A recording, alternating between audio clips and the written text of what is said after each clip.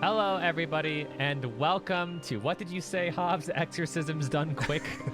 Where we try to get rid of the ghost in Keys' computer. Welcome to the first step, folks. I'm Keizaron. I'm joined, as always, by JHobz. Normally, I'd ask how you're doing, but I know how you're doing. Your ears hurt. Sorry we're a little late. We had a couple minor issues, but we're moving past it. We have our last episode of before GDQ, basically, happening now. What are we doing today, Keys? So we are doing Crystal versus Kingdom Hearts 2 again, but with a twist. The twist being there actually isn't a twist. Yeah, we're not doing rando. We're actually speedrunning, if you can call it that. We'll see. Yeah, I haven't speedrun Crystal in its vanilla state since GDQ 2019. I think that was it. Yeah, 2019. And I don't remember any of the manips. I don't remember anything. I literally have my phone with notes right now because if I open Chrome, I hurt Hobbs' ears somehow. Anyone who doesn't know, I've had PC issues all week, and I'm surprised I'm even live right now. But yeah, I don't remember much. Hobbs has been practicing your run a little bit, right? Yeah. A very small amount. I got to do that one run for me versus the world on Amber's show, so that was at least practice in a way. In a way. But yeah, this is typically with the first step, or if you were watching us last month for the second step, we try to show all of you at home how easy it is to pick up speedrunning, whether you've never done speedrunning before and you just want to try it with a game, or whether you had fun with the game but didn't feel like you were playing at the level that you want to. We just want to show you all, just play the game. You'll get better. In this case, though, we're going to show you what a D-Rust run is like, at least in my case. And it's just another way, another aspect of speedrunning where sometimes you just don't have the time to consistently, churn out attempts of a run, but you still just play the game, and you might even learn new strats on accident, or even just like learn something new about the game in general, like, with something like a Pokemon game, like you might learn the AI is different. Also, this is kind of a second step. It's kind of just like a little bonus episode, because it was our last episode before GDQ. We just wanted to have some fun with all of you out there. Everybody loved when we did the Kingdom Hearts versus Pokemon stuff back in September already. Is that when that was? Yeah. And so we thought we'd bring it back for all of you, and just have some fun today, and chill and whatnot with some 3.5 hour estimates or so, 340 I think even. We'll see how we do. But that being said, hey, we don't have much else to tell you except GDQ is coming up. It starts on Sunday. Wow. Yeah. But other than that, Keys has started where he found a Pokemon that works for him, basically. So he won't be starting at the very, very beginning. I'm starting at the beginning. I'm on critical mode, which means that it's real hard. And we can basically just get into this whenever you're ready, Keys. I think we got a long estimate. We got a lot of time to talk to people. Let's just get going. Yeah, I'm good to go when you are. I just flashed the stats so everyone can see, just so that it's pretty standard runnable Totodile. And yeah, I'm good to go. I'll count us down in 3, 2, 1, go. Immediately, I'm leaving the lab. Okay. Yeah, you're lucky. So I'm playing on PS5. I'm playing on critical mode, which means everything is harder. And like everything does double damage, and I have half health. So that basically means it does 4 times damage in a way. Like, not really, but but I do 125% damage. So I get a little bit of extra damage to help me out. And then on top of that, I start with a good set of abilities and 50 ability points in order to equip them. So that's really nice. Meanwhile, I'm just walking through grass and getting lots of encounters. If anyone who remembers the SGDQ run, there was manipulation done by, hard resetting and timing your re-entry into the game because it's a frame-perfect trick. I do not remember any of the manipulations. In fact, this isn't even going to be the same route that I did before. That route, once again, used manipulation, so we ended up getting a Raikou as our main. This is going to be purely Totodile. In fact, the only real marathon showing I can think of that anyone who's ever followed me and watched me for a while, this is going to be pretty similar to my RPG Limit Break run of this, where it's just only Totodile. And it's gonna be it's fun because I get to watch you do the route that Spike and I did when we played this not too long ago. It was It was fun. I remember asking you for like what we should do for a route and everything. Yeah, and like this is like another good way to kind of like get into the run. I know specifically in the Pokemon community, I know I've had experiences where people have been kind of intimidated about learning manipulations. They're usually pretty easy to figure out, but I definitely get the intimidation behind it. With this route, you don't need to manipulate anything. Like, you can literally just get a Totodile that has good enough stats and then go through the game and kind of learn it that way. It kind of goes back to what we tell all of you every week, where you don't have to learn world record strats right away to be able to speed run a game. All right. To talk a little bit about what I've been doing up to this point, so I actually am doing some RNG manip. Wow, cheater. The way that I hit a couple of enemies earlier was actually used to manipulate some randomness. So the first Dusk that I took an intentional death to, that was manipulated to do so. And also the next, I need to talk to you. I went the wrong way. The next Dusk that I'm going to interact with is also going to be manipulated. If I did it right, which I don't always do it right. It's not a big deal for me if it's wrong. It's not like Pokemon where if you get it wrong, everything would be thrown off. Yeah. So that's why I can kind of go for it. And it really only lasts up through this Dusk, so hopefully it does what I'm expecting.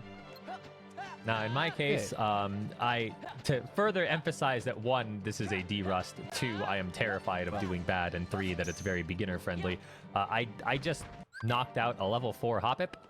You don't normally do that, but it gives you such a clean amount of experience that I'll get to level 7 instead of level 6 after the first rival fight. Which, you know, having a little bit of an extra level advantage is good because, you know, that means that my attack will do more damage, so on and so forth. Kind of one of those, like, safety strat deals. Fighting that Hoppip is nice, too, because Hoppip only has Splash. It cannot attack back, so it's just a free 42 experience. I had somehow scrolled all of my notes down to the bottom, so I messed up some stuff, but that's fine. Are you looking at your notes in, say, a web browser on your desktop computer? It is a little bit better than what you have to deal with, yes. So I just put on all of the good abilities out of what we start with.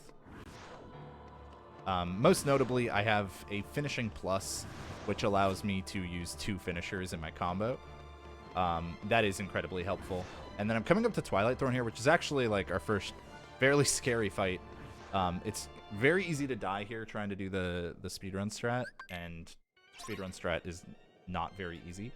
But hopefully it should go okay. We'll see. Takes a little while to get into it.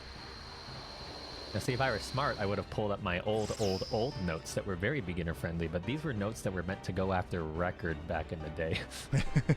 So it'll be interesting. So this fight, you don't want to see Growl from Chikorita. It's kind of unfortunate because you open up with a Leer to drop Chikorita's defense. If you don't get growled, whether it misses or Chikorita doesn't use it, you win the fight in 4 attacks after the Leer. We cannot win it in 4 attacks after a growl unless I get a critical twice. So it was a 5-turn fight there instead of the 4-turn, but at least we got 1 critical.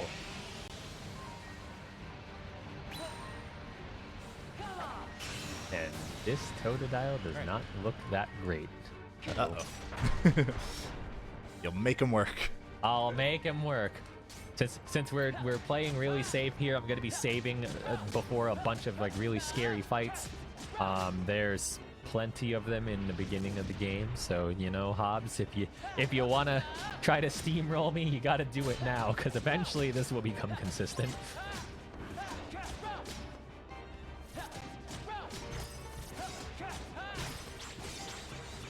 Also, I'm normally supposed to set my clock to a certain time because we want to be able to try and catch a Poliwag and a Sentret.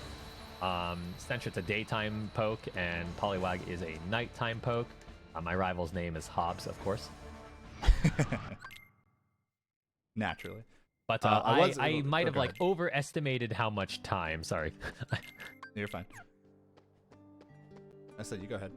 Okay, I might have overestimated how much time before, you know, we went live, because it's still very much daytime even after sitting in the lab for about 5 minutes. So Poliwag might not be happening.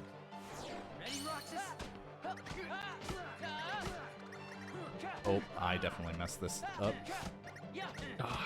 Hobbs, vanilla text is so boy. slow. Oh, it's okay, because I'm losing a ton of time on this fight. Oh, very good. Look at us, just helping each other out. Very much losing time. I completely forgot to be looking at what the strat was. Speedrun tip for y'all. Take notes and then look at them. No, it's what? You mean that thing that we tell everyone to do every week of TFS and 99% of the time do not? Yeah, that thing. Fair enough. How do I keep scrolling my notes? What keeps happening? The ghost left my computer and went to yours. Yeah, actually. I think something's going on. Alright, looks like I'm not going to run into a Sentret at this rate. I am going to take a couple of extra grass tiles here just to see if I do run into one. Ah, perfect. The Sentret's going to learn cut. Too. I'm also going to be a weenie and grab this berry, just to be safe.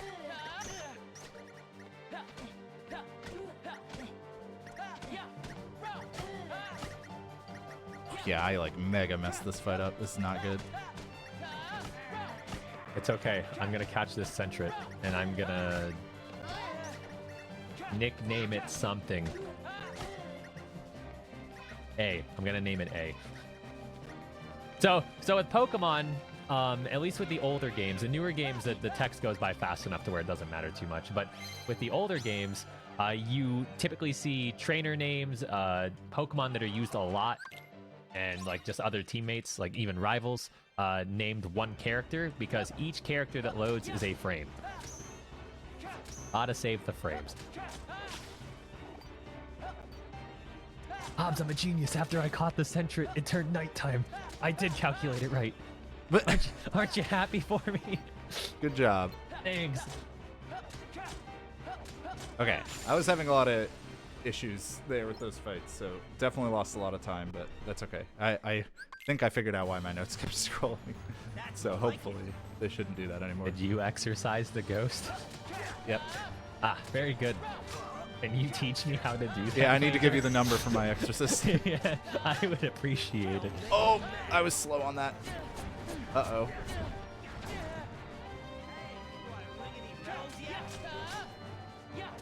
Okay, he's dead there at least. Really rough early game so far, but that's okay. We'll recover.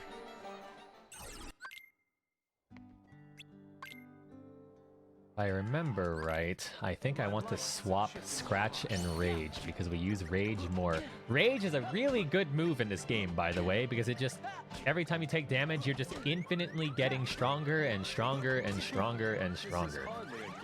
It's it funny does not. because it's like terrible in the first game.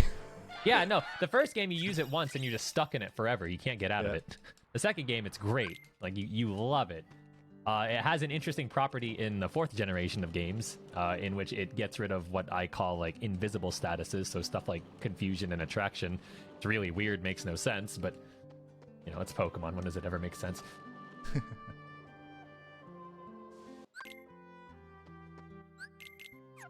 No, I need to go here and turn you off.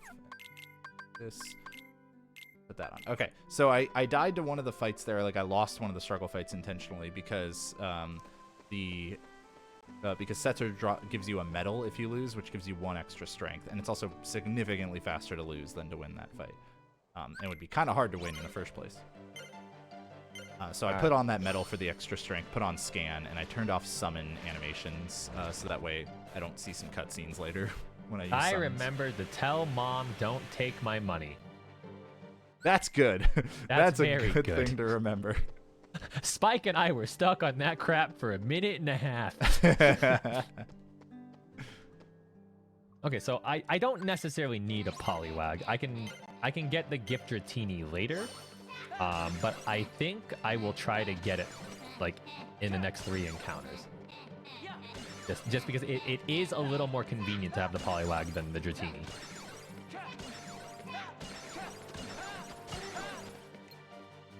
Okay.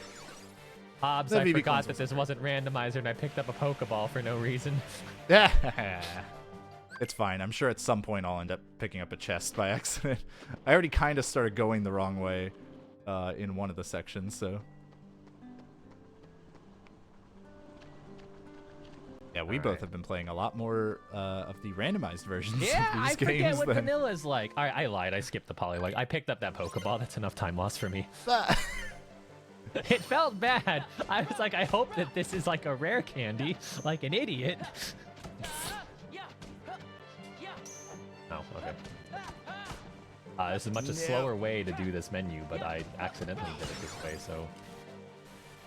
Chatteroxus is annoying. You know how I said I'm gonna save before hard fights? This is one of them, and I did not.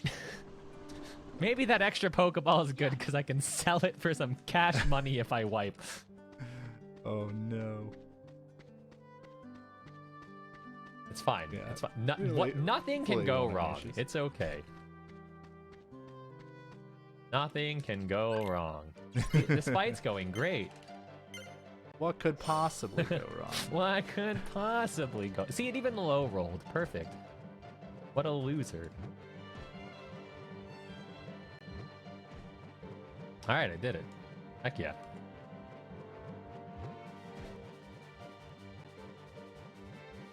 All right.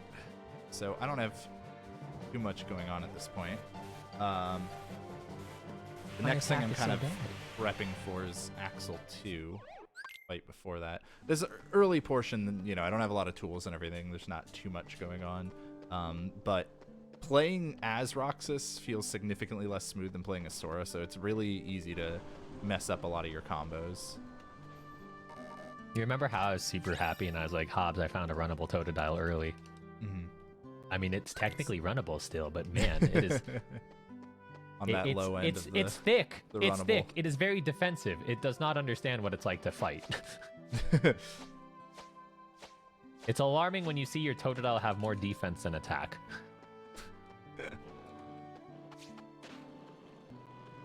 Which makes me even more glad that we fought that Hoppip that popped up, because that Hoppip might not have given us a level right away, but we're essentially one level higher than we should be in most of these fights. Like, you usually start this fight at 8 instead of 9, but we started at 9 outright. We usually enter the gym at 6 instead of 7, and it just makes a difference because, like, you know, more levels, better stats. Yeah, that's good. Safety strats, yeah. Safety strats are good. To do.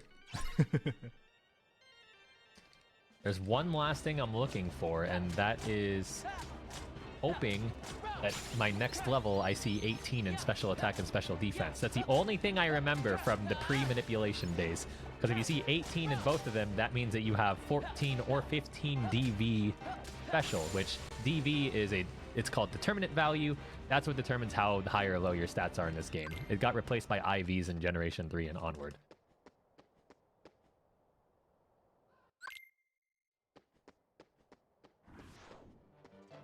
Okay.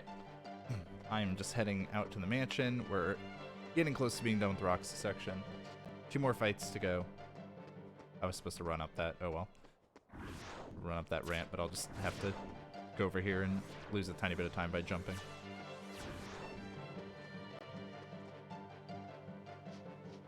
I lied. I should have seen 18 already. Good thing I read my notes again. No, I fed false information. We do not have good special either.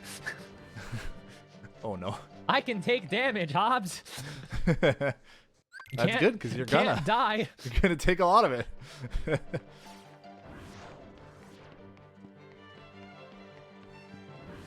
Do you remember where a few safety rare candies are? Actually, I do. There we go. I might do them for the sake of this, even though it's kind of weenie. For later on when you need to start one-shotting things and you aren't. Yeah, and I cannot, yeah. I kind of miss this route, though. I've had experience with all the routes of Crystal glitchless. It went from using Totodile primarily to getting lucky with Entei to manipulating Raikou, and like there's something kind of neat about just sticking with the first thing that you get. It's like, it's not a solo Pokemon run like challenge or anything, but it kind of feels like it in a way because You're just like, all right, you and me against the world, buddy. I did enjoy running with Feraligatr the one time I did a crystal run. It's also just it's a lot nicer for beginners too, because you know they don't have to worry too much about manipulation. And then I feel like a casual viewer who might not necessarily want to speedrun it, but you know just wants to see the game done fast, I think it's really cool because it probably feels a lot more relatable, because like it's probably a lot harder for like someone who played this as a kid to be like, wait, why are they going back and forth from starting the game and not starting the game 17 times at the main menu? That doesn't make sense. Yeah. Come here, I'll make it all stop. All right, time to fight Axel 2. I messed up already. How long is the Roxas portion typically? If you're good, like 15 and a half minutes. If you're me, like 17 and a half minutes. Fair enough.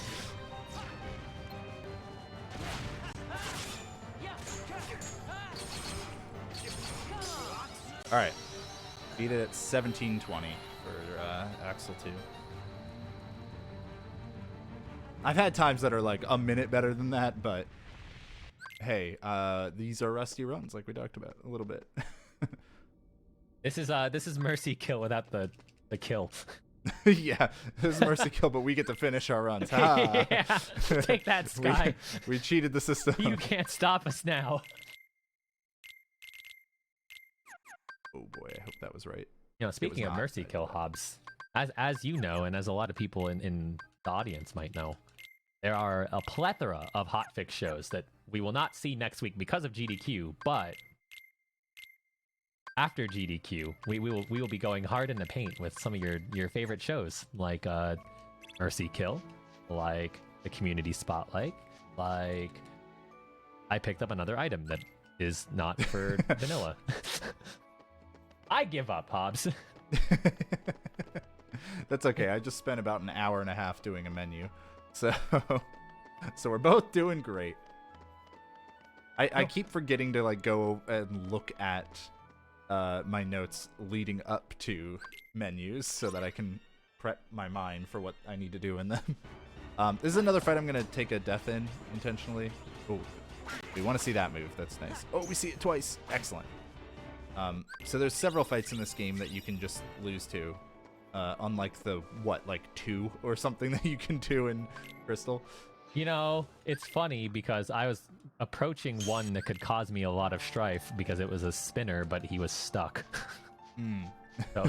So yes, we are down to 2.5 fights now instead of 3. But yeah, there's only a few that you can, like, there's quite a few rather in this game that you can intentionally take enough damage to, and end them a little bit faster on critical mode than if you were finishing them off by like dealing hits or something like that. All right, so we're gonna customize Donald now to the party attack. There we go. Also picked up a couple of ethers along the way. These are just good items for me to pick up and use later. And Donald's going to do a lot of damage for us now with his Thunder, but he's going to waste a good chunk of his MP on these Heartless that don't matter before we get to the actual fight. So in terms of speedrunning a vanilla Kingdom Hearts 2 run compared to doing a randomizer of it, how useful are Donald and Goofy for you? So Donald's limits are useful. They're incredibly useful. And that's the end of that sentence. It's the end of that answer. Donald is helpful in like these 2 fights that I'm about to do, and then that's about it. Goofy never matters. I'm sorry. Yeah, no, Goofy was my favorite as a kid. Yeah, he's great, and somehow he's the smartest of the 3 of these in Kingdom Hearts. But but no, they're just not useful for us really in a run. And in fact, they can be more annoying than anything because they can, if they are dead, sometimes you can't go into drive forms with them. I guess technically, like, if you count the fact that you need them in order to use certain drive forms, then in that way they're useful. Sure. So, like, the barest minimum of useful. Right. No, just one. Oh my god. I cannot menu! Yeah, pretty much the best thing Goofy does for us is die later in the game. No, that's not true. We could use Valor form and stuff. It's great.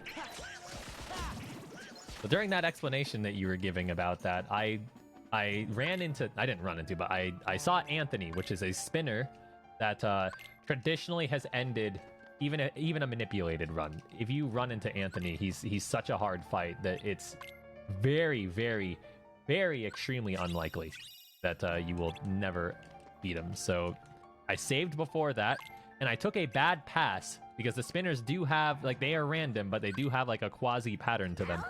And I saved, took the bad pass, and still passed him anyway. So that's unfortunate for JHobz, because that would get him a lot of time.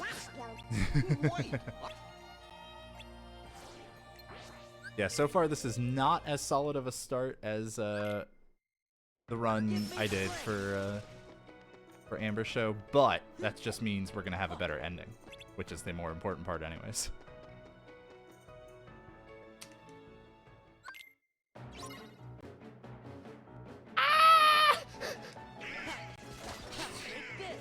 What? The Rattata critical me, and I lived on one. Oh. All right. Funny. So I'm gonna go ahead and use one of the potions that I just bought. Yep. He's so mad!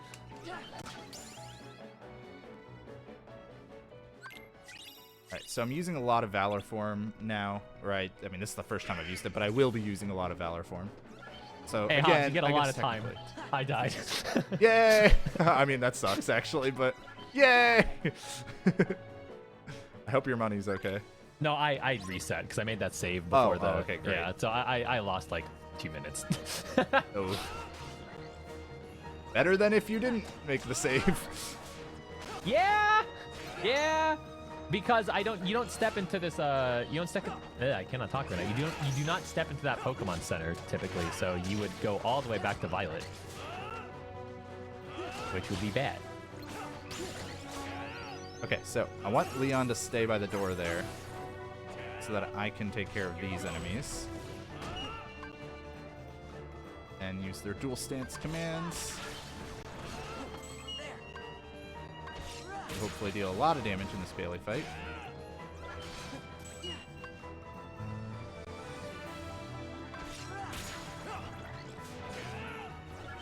This wasn't one of the fights I was supposed to die to. I'm so upset. What happened to Tanky Boy? Tanks don't matter when they're critical. Fair enough. Also, he double tail whipped me. He cut my defense clean in half, JHobz. Oh no. I probably should have saved, but here I am stubbornly doing it anyway. It's fine. What's the worst that can happen? Am I gonna die again? No way. Alright, so that Bailey fight wasn't great, but we got through it. Pretty much every fight from this point onwards in the entire game can easily kill me. So if I get through it, I'm going to be fairly happy, even if it doesn't go perfectly. Because the biggest time save in a critical mode run for somebody at my skill level is the fewest deaths you can possibly have. I need to emphasize that the AI on these trainers is not very good.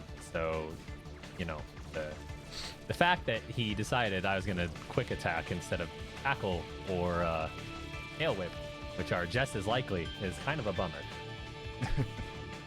There, we won the fight. That's how that fight's supposed to go. Nice. Also, I think I have max defense, just for reference.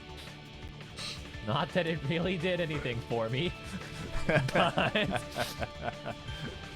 Oh boy. Oh, in Gen 2, do crits still like bypass stat changes or no? So crits bypass negative stat changes in the sense of if your attack was lowered, it will do the original attack and then, you know, double the damage. And if you have a bunch of defense up, it can bypass It'll ignore that. Yeah. So basically, like, just the kind of they made crits not have the part where they can suck, basically. Yeah! Where they can be worse, Yeah. but they can suck for you as a result. Yeah! And it sure did. Suck it did, Hobbs. Suck it did. It was terrible. That's okay. I'm in a gummy mission. Oh, yeah, which, those exist. Yep, they exist if you're not playing rando.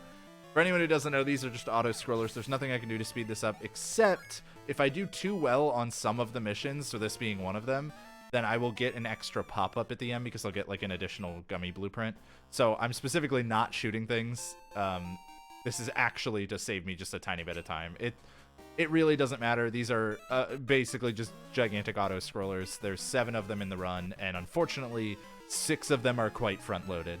But after that point, we go into a really long spree without any gummy missions for a while. So. Meanwhile, the Slowpoke Well section's going much better now that I'm not dead. That's good. It's pretty amazing how much of a difference that makes when Yeah. your primary attacking monster is, breathing. This is one of those sections where this is one of the reasons why we had me reset for a quote-unquote usable Totodile. If you have bad special attack in this section, it's really, really bad. You take a bunch of extra turns, and as we've seen already, Zubat clearly only knows Supersonic, because that is all we've seen from it. Oh, it has Leech Life. I did not know that. Thought it could only confuse you. Oh, well, there it is. I should have looked at the menu. It decided to confuse me anyway. I look at the wrong menu. Oh no.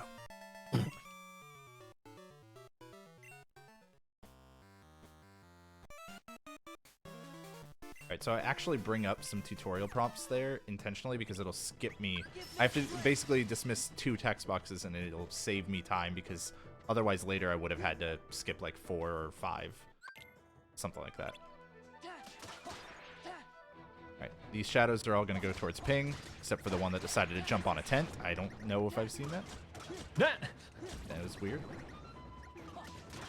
That's never happened before.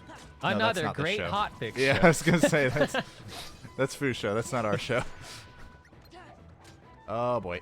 Yeah, shadows are a speedrunner's nightmare. They are the worst enemy in all Kingdom Hearts, in every single Kingdom Hearts game and speedrun.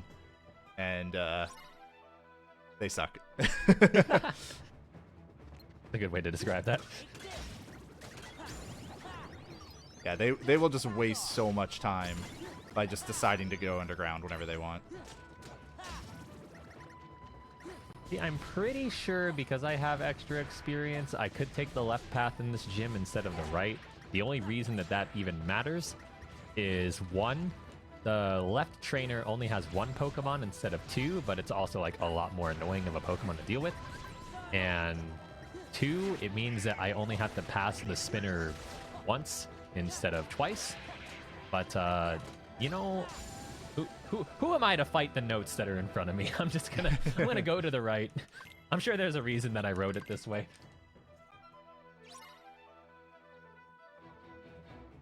It's also really interesting to look at these notes because these are notes that I wrote back when I competitively ran this game, and I'm looking at some of them and I'm just like, wow. You didn't know things at that time or something like that. Yeah, It's no, like- there's some stuff that it's there.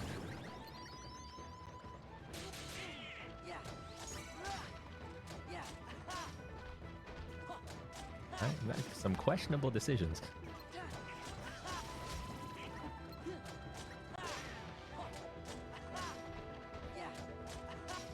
Okay, I have to really be careful. Yep, I knew that enemy was going to be chasing after me because it killed Donald. In these early mob fights, you have to focus on a lot at once. You got to pay attention to your MP usage, your health, every enemy that's happening in the fight, and if they're killing your party members or not, because they're going to change their focus after they kill your party members.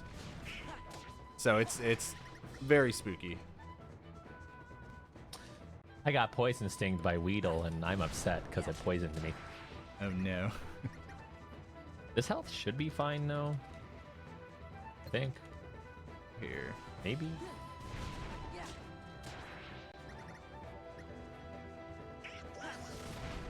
Unfortunately, I don't know if I hit level 2 on my drive. I must have. I did so many Valor hits. Yeah, I think this is... Yeah, this is a level 2 drive. It wouldn't have had 4 form gauge.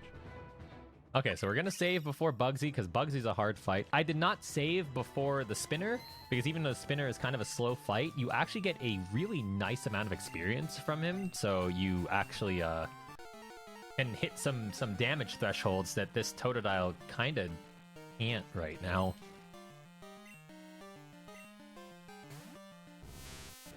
A little strat there involving target switching in order to take out all of those enemies at once. And then I delayed just a moment before starting that reaction command, so that way I could stagger those enemies. And I should be able to get through here without getting hit. Just barely. Nice. I'm gonna have enough Valor form to actually like run to the cave for once. This fight's not going great. You want to use Rage, and you want to build up your Rage, but Metapod really didn't give me that many opportunities. And Kakuna hitting you is bad because you can get Okay, I just crit Kakuna, which is terrible. I don't know how this fight's gonna go from here. I really don't. Uh-oh. I don't know what happened with this enemy, but that's okay. We made it work. Okay. That's fine, as long as I do about that okay, unless I absolutely horribly low roll here, we win. It stopped! It stopped for a second! Hobbs! The health bar lagged at 1 for a sec. That's not okay! That's not okay! Alright, we hit level 18 after this fight, which means that we are now a Crocodile. There's a big reason why this is a huge deal. One, I did fight an optional trainer in Union Cave. I fought a fire breather with 2 coughing. It gives you enough experience to get level 18 before this fight, or after this fight, but before the Rival 2 fight. Crocodile also learns Fury Cutter. Fury Cutter is the only way you are going to win against Rival 2 with a Totodile start. And even then, we're probably going to die a lot. All right, I got through a fight that was starting to look a little scary. I thought I was going to potentially die there.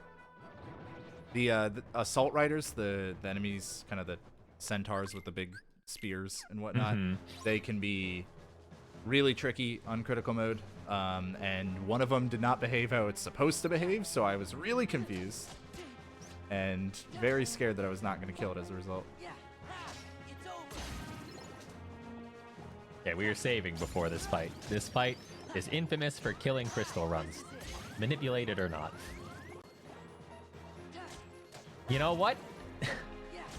We're gonna save a second time because I forgot to teach the thing that I said was important to win this fight. That'd probably be a good idea to do.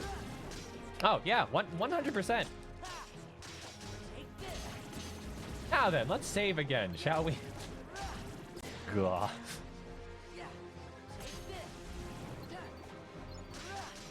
Would you believe me if I said I used to have the record in this game? Because I wouldn't.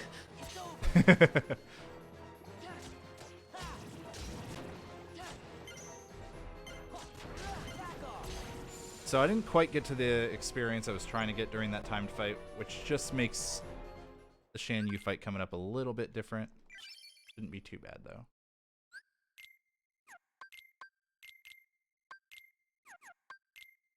All right, Spite is the best thing that Ghastly could have done against us. That's good, because we still have our health. Health is good. Bayleaf has Razor Leaf, and it has a 25% chance to crit. That is not good. We want to see Reflect turn 1. We want to see Reflect turn 1. Oh, okay. Now we want to never miss. He crit me, Hobbs! He crit me! It's so bad! No. Please die. Okay, okay. We can still win the fight. Content! It was content! That was terrifying.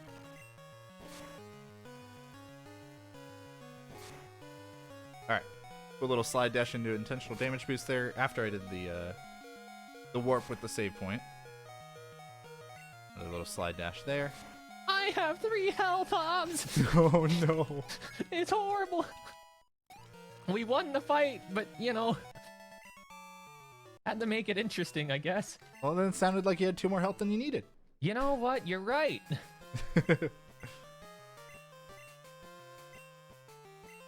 Alright, so ideally that limit kills everything. Sometimes one of these enemies lives.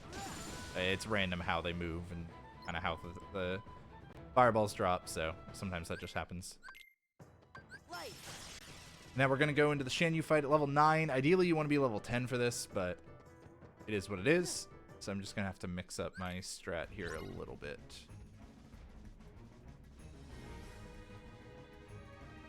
So doing this far-fetched puzzle this way is actually technically slower than doing it a different way, but this is less steps, and we're trying really hard to utilize our repels as much as we can, because we don't want to deal with encounters. Alright. Still did the level 9 strat, even though I hit level 10 in the fight, but it's fine. I whiffed! There we go. Bird? Oh, bird! You don't understand how much of a jerk this bird is. Alright, we're playing this safe now. Because, yeah, the bird will absolutely kill you. Does not care. And I would rather not die, so... Wait, what am I doing? Play this safe. Repel. I'm repelling. Use the repel, dummy.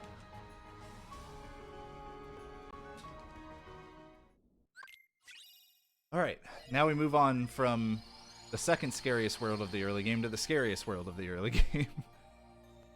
But first, more gummies!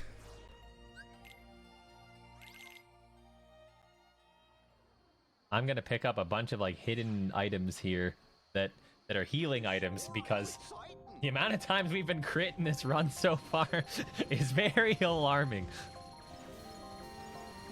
There's a hidden full heal there. There's gonna be a hidden super potion here. There's no such thing as too many healing items when you're doing a D-Rust. Also gonna pick up Headbutt, something that the current route does not do, but the old route did. Headbutt's a pretty cool move.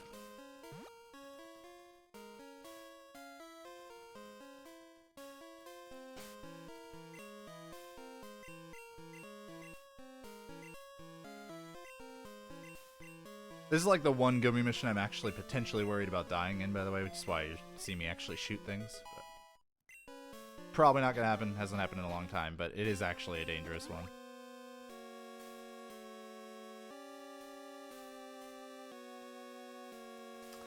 You know, I don't see why I would need this item, but once again, since we're doing safety stuff, I'm picking up this hidden ether just in case. Just in case something goes south. Can't wait to cut to 3 hours from now when you're like, that ether! The ether I picked up! The ether of legend!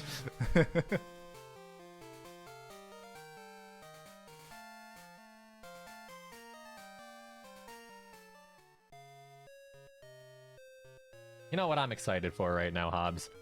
What's that? I'm about to go flying. I'm 30 seconds away from the bike. You know what I missed about doing speed choice randomizers? Starting with the bike? Starting with the bike!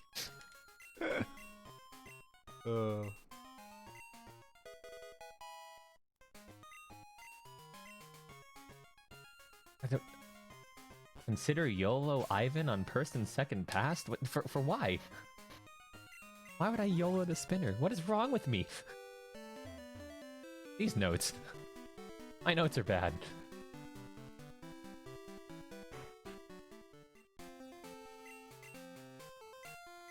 Okay. I have taken out most of the scary parts, so I should be fine in this gummy mission now. Oh, do I even remember how to do... So this is affectionately called Spinner Hell. See if I remember how to do it.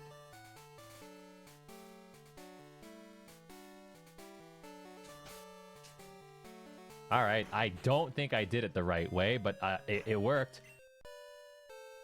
Nice. You taught we me got- how to do that for rando, and I don't think I did it right once, Not once. during all of our practice runs.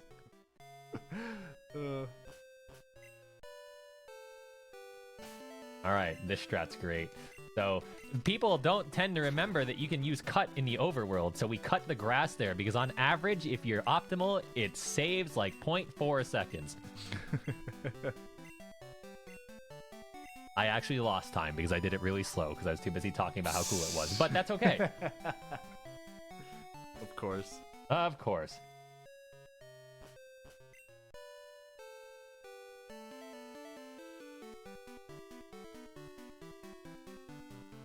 Okay.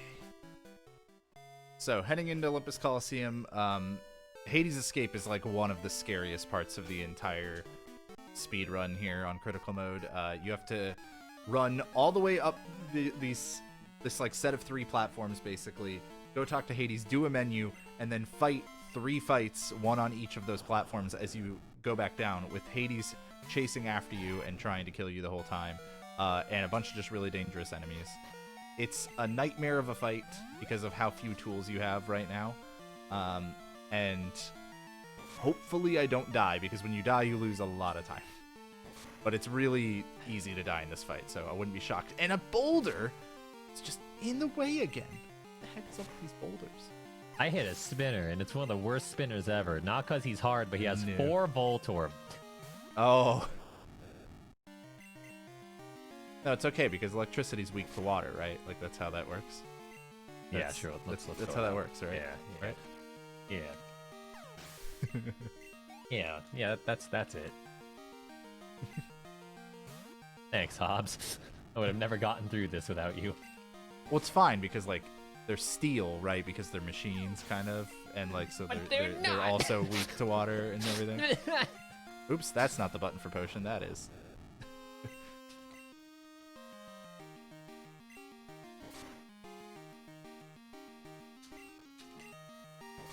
You know, I'm using a lot of headbutts that I shouldn't be using, so you know, it's not going to be the 3-hour mark, Hobbs. It's going to be the hour mark where I'm going to be like, look, the ether of destiny. Alright, I have to be really careful and not take a damage boost I normally would take right now. Okay. I hit the other spinner. I hate Good it job. here. This is why this is called spinner hell. Okay, here we go. So, I'm going to put on a piece of armor that I bought earlier and put Cure back on to Donald and pray for the best. Hopefully these platforms each go fine.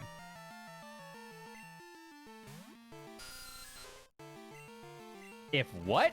Alright, I'm gonna read these notes word for word. If Anthony / Benny / Ivan / Erwin hit 10 to 14 DV attack and 13 to 15 special, do earliest underground? Can you explain me from 4 years ago what I that have no idea means? what that means. Yeah. I don't either. I don't love where he is right now. Oh, cannot believe that dodged me. Thank you, Orin, for tanking that.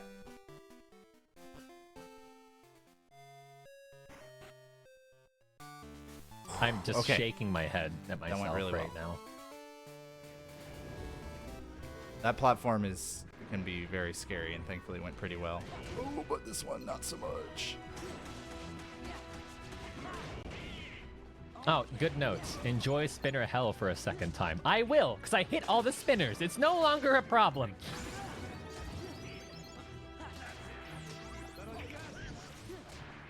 Good notes.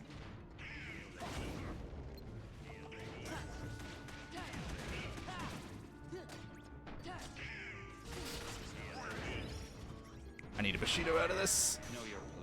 Way too scared.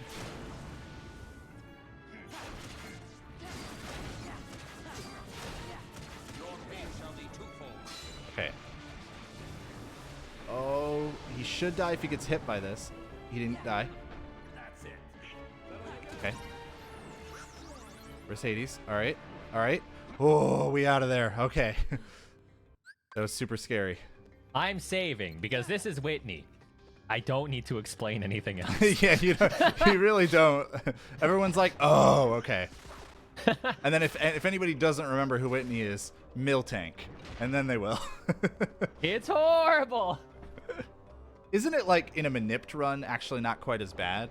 In a Yeah, in speedrun, a manipped run, it's fine. In a non-manipped Yeah. run, I mean, could- half the time it's it's up to Clefairy your- that causes the problem, because Clefairy's like, Right. metronome dead. Metronome. Explosion. Yeah. Alright, Clefairy did double slap. I gotta build up my Fury Cutters, and I need to not miss. Alright, I did double slap again. If I kept Rage instead of Fury Cutter, then we'd actually be really, really set. Clefairy I used died! Hey! Intentionally. Oh. Sorry. You got me. Yeah, so we use Mickey on this fight because it's just much safer and significantly faster than anything we could try to do as Sora. Like, even on beginner mode, they will often use Mickey on this fight. Technically, there's a strat where you don't have to, but... There it is. Most It's people starting its rollout. As Oh, long no. as I don't... I can headbutt that. Never mind. I was about to say, as long as I don't miss, but I... It crit me! Leave me alone! Oh, no. I At least won. he was on It's an okay. early rollout. Yeah. It's okay. It's okay. If we're on rollout 3, we'd be dead. Yeah. Okay.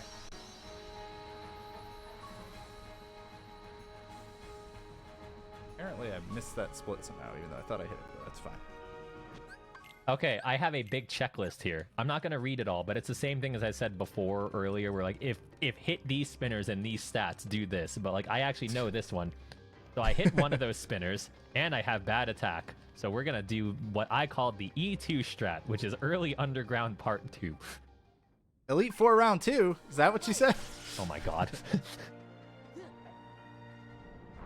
So we're gonna learn Elite 4 round 2 in one of the games for TFS, right? Nah? Oh. I need to remember E2.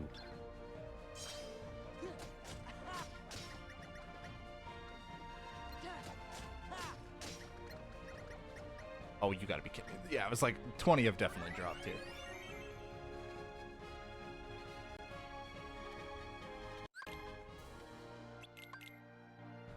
Pretty sure my move order is kind of out of whack right now because I learned Bite a lot earlier than I'm supposed to. Because, you know, the optional trainers that I kept hitting. Okay, I gotta mentally remind myself I'm on my E2 route.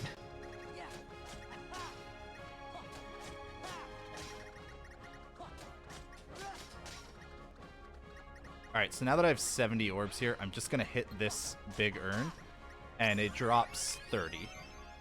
Drops 3 10 worth orbs, 10-point orbs, so.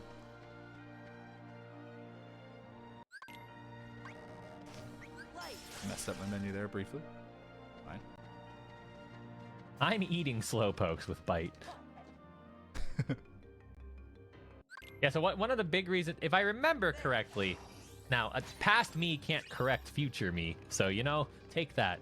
But I think I routed stuff like this alongside another runner, Keizaron, because we wanted to take advantage of like certain stat thresholds if we had a certain amount of experience. It makes sense in my head. Because you have to come here anyway. Like, these are required trainers. It's just you can do them much later.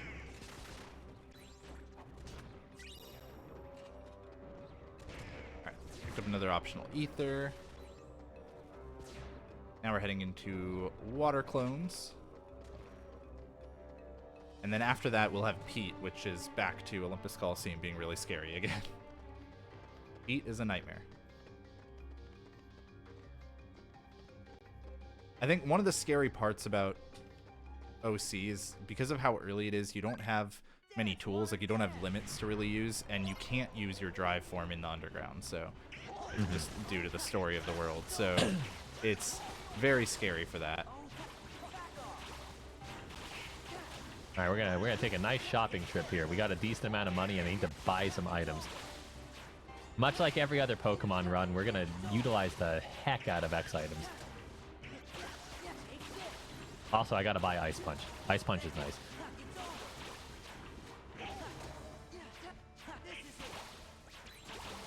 Sell this TM. Can't sell cut. Bad. ITM 33 because Ice Punch. Ice Punch good.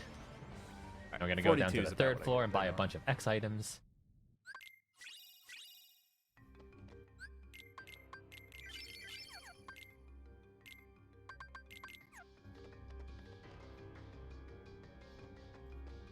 Buy 3X specials. I'm pressing down. Thank you.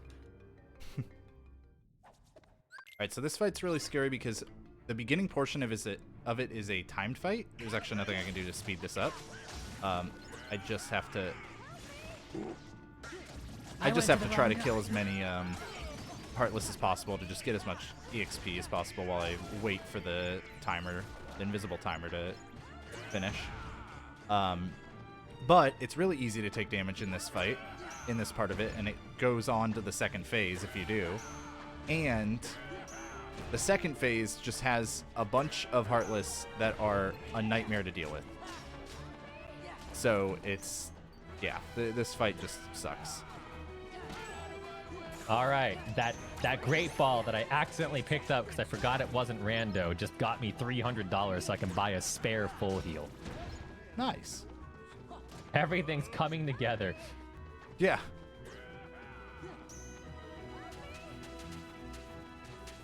Wow, spinner hell's so easy when there's no spinners left.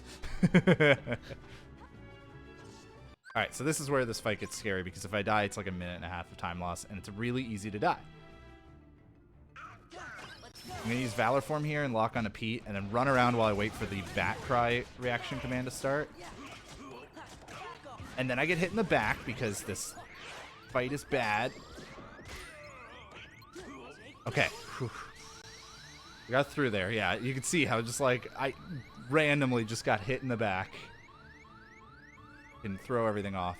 Doing that pinball reaction command was actually really terrifying and probably a bad idea because I could have died coming out of it. So I deposited Croconaw and my egg there. Croconaw needed a heal, so depositing and withdrawing heals Croconaw. But I also don't want the egg in my inventory because if it's in my inventory, it'll hatch eventually and cost us time. So it's just a good way to knock out two birds with one stone.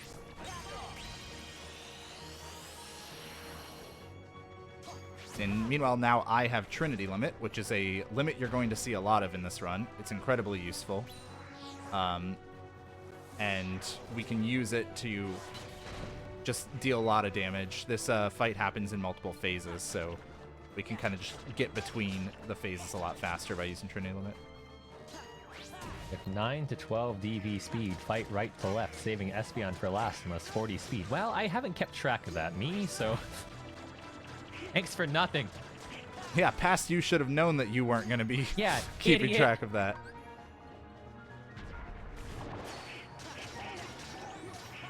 So these initial hits of this Trinity aren't actually doing any damage, but they add up to a counter that'll determine how much damage the finisher is going to do. And now I can potentially skip using a third Trinity if I get lucky here, but I'm not going to be able to. I can tell you right now. Yeah. All right. Well, I saw I had 39 speed, and I know that Espeon can be annoying, so I am going to save the Espeon trainer for last. Even though it is slower to do it this way. I'm going for safety. That didn't do enough. I should have done the square. All right, we're going to Pegasus run. Screw it. I have not done this in a really long time. I probably shouldn't have, but I got really scared when that attack happened because I haven't seen that attack in like 4 years. So I didn't know how long it was going to last. We're just going to use... I can't use another Ether. I only have one equipped. We're just going to wait until we can hit something, maybe. I might die. This is really scary. Please bring a head down here low enough for me to just touch it once. Thank you. That was terrifying. I mean, it sounded like it. Yeah, that fight is not supposed to go like that at all. Oh god. Okay.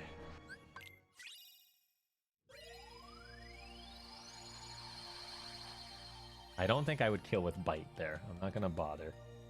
Note to future self: don't use Pegasus Run. Just try to survive. I don't know. Maybe I would have died if I didn't use that. Okay, now I'm gonna go fight the Espeon because I am 41 speed and I outspeed now. I'm also trying my hardest to put off the Jolteon because the Jolteon hurts.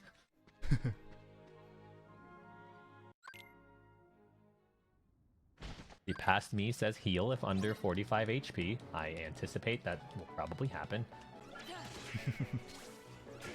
But your defense. It has meant nothing, apparently. Also, Yeah, 'cause it's gonna Jolteon crit. uses special, so it hurts. Oh. Alright, saving before the Jolteon. I remember, I can't remember which marathon it was, but I remember I did a marathon run of this. And I was like, yeah, Jolteon can kill us, but it's not scary enough to save. And then I got double crit and died.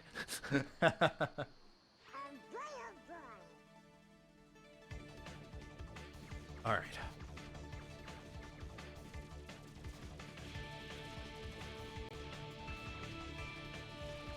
I am into another gummy mission, and the nice thing is, so there's difficult stuff about Beast Castle, and there's time saves that are like hard to get, but it is a much more consistent world than the last two. I'm far less likely to die while I'm in it. Now that I've said that, I'm sure I'm going to, but Yeah. I'm far less likely to die, and in general, the deaths are more commonly due to a mistake I would make than an actual just like random element of the game, you know, a fireball hitting me in the back twice in a row at the wrong time or something. So it is a very nice sigh of relief after you have to deal with Land of Dragons and Olympus Coliseum. Okay, to heal. Boy, do I need it. Nice, because it's my last potion, so I can get that out of my inventory. I repel now, I believe. I need to teach Ice Punch and Surf.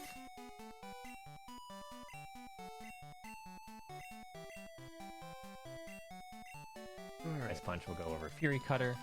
Surf will go over Water Gun. It's pretty cool that you get Surf this early. Yeah, that's really good. A really strong move.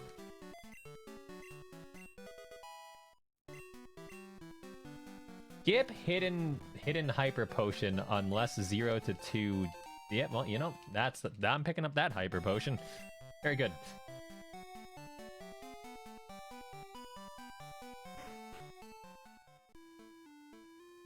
So this next fight shouldn't be bad, but just like any other early rival fights in any Pokemon game, like, it could go south really quickly, so we're definitely going to save before this fight as well. And this is where the routes would usually deviate, sans learning Headbutt, because you release the roamers after this fight, but I am not going to use them for the sake of this race, and not because I don't remember how to do it. Yeah, one of those things is true. Yeah, one of them.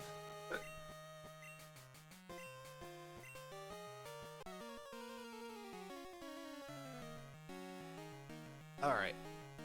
Heading into Beast Castle. Let's see.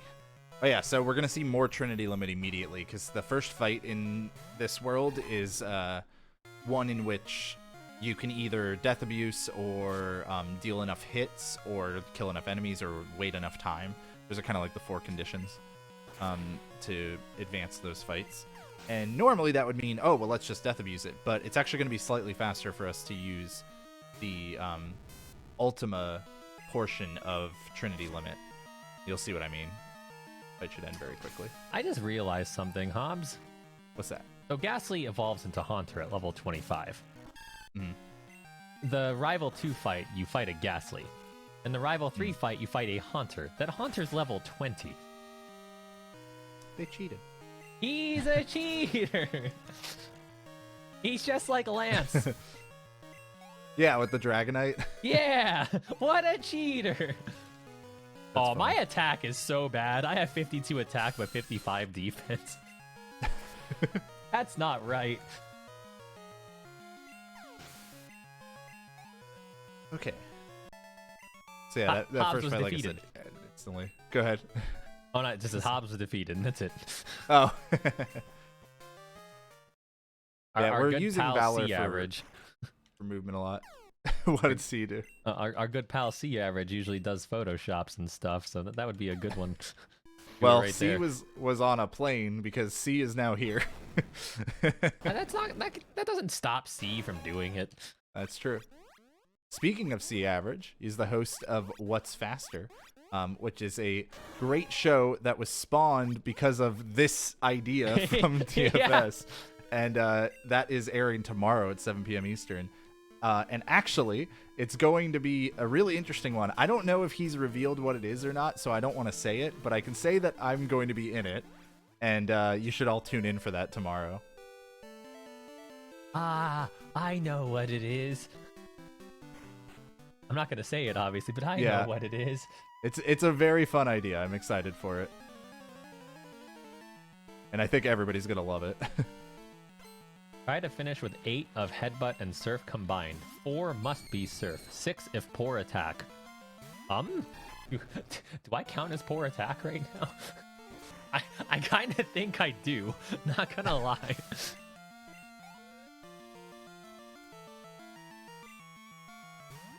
Okay. That thresholder was fairly slow, but like I said, the nice thing is this world is so much more consistent where like slow means I lost a handful of seconds and I didn't really ever come close to being at risk of dying. I'm throwing ice punches in Ghastly's face. There are 5 of them. This fight is not very exciting. Please defer your attention to JHobz's side of the screen. Oh no, I'm in the mini game in Beast Castle. It's not very exciting over here right now either. All right, so I'm sure Richard secretly has a cat cam somewhere. No, I was gonna say please divert your attention to the timer in the yeah, like the timer at the bottom middle of the screen.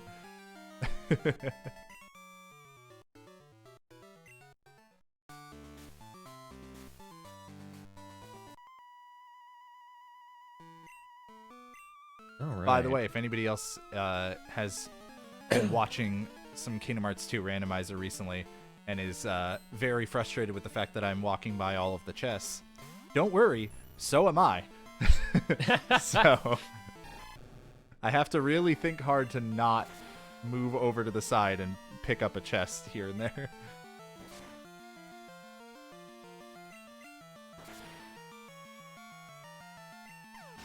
If anyone's wondering why I'm not using super effective attacks that often, like we ice punched all the Ghastlies instead of using bite, the super effective text adds up to a lot of time.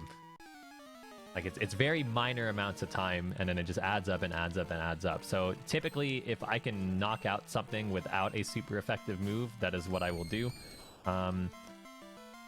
Not necessarily all the time in this case, because we need to be very, very conservative with our surf usage. So we might go for bites instead of surfs. I say as I surf the Ghastly. And the Haunter. That's such a hard range, and I got it. Yeah, never punished. Alright, so I'm doing some save fight menu this. warp in there. World map warping. Very fast on PS4 and PS5. And now we're heading into Shadow Stalker. And this fight is pretty cool because we can actually manipulate what the boss does by running backwards at the beginning like that. We can change it into a kind of a different pattern. And then I'm going to hopefully kill this boss without it ever going in the wall. Let's see if I could do it right.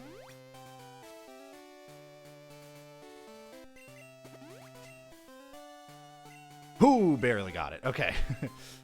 Nice. Barely reached that. Yeah.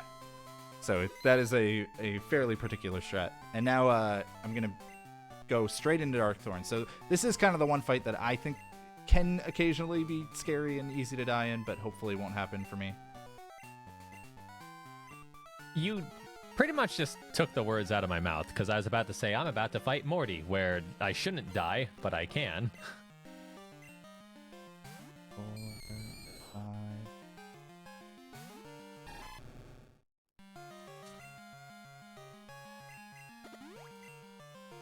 All right.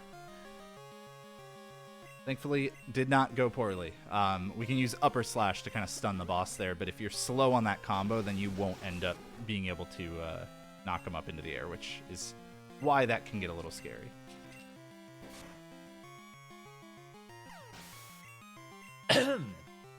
So we have our paralyzed cure berry still, so that gave me some safety to set up on Morty. We set up a speed because we're slow compared to ghosts. We set up a next special so we could do more damage with Surf and Ice Punch and Bite. I want this bite to flinch Gengar. Please, flinch Gengar. Please, flinch Gengar. Okay, I didn't flinch, but it's fine because he missed hypnosis, so... Wow. Never punish! You know, people always bring up all the time how it's weird that you can, like, bite a ghost Pokemon before they, you know, did the physical and special split. I never thought that was as weird as the fact that you can flinch a ghost. That is weird to me. I never thought about it like that, but I agree. It is weird. Alright, I'm going to try to push this mouse. This is significantly harder than it looks, especially once she decides to attack like that. Getting her back into it can be tricky. Oh, go. No, okay. I'm giving up at the end here. We'll walk her over for the finish line.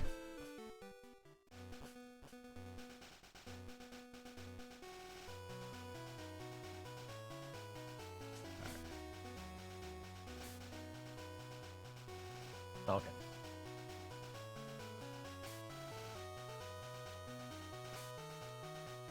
Neat. And now in this room, there's all of these bolt towers around, and I could take a straight line down the red carpet there to get to the end, but I actually want to get a little bit of experience. Just a little bit more than I would get by taking a direct line. So that's why I'm taking this kind of side path here. Hopefully should kill a good chunk of bolt towers. So there's level 12. I need to get 420 EXP away from level 13. Nice. Did I say 420? Because I meant to say 520 if I didn't. Not as nice. There we go. All right, I got under 500. It's great. And Minnie is going to not get interrupted. Nice. All right. So I explained that spinners have like a kind of pattern to them in Gen 2, and I haven't really explained like what it is and why I keep pausing before them. I was about to explain it, but then I remembered I have to do this mart real quick, so give me just a sec. I'll explain it eventually, I promise. The man of many cliffhangers. That's me. Alright, yeah, so so spinners have paired directions. So I believe it's left and up is a pair, and then right and down is a pair. So every time they're looking, you know, the opposite way, it's always good to pause, and anytime they're looking like the opposite pair, it's also a good time to pause and try to pass them. Now I'm just climbing a lighthouse as the gym leader's here. We don't get to fight her yet, but we have to take care of something first. There's a very sick Ampharos.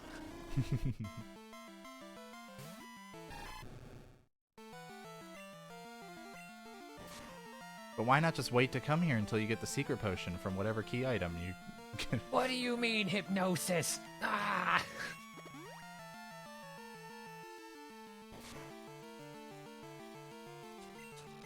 I get what you just said. I was too busy being sad about being put to sleep. It's like his brain will process it in a second.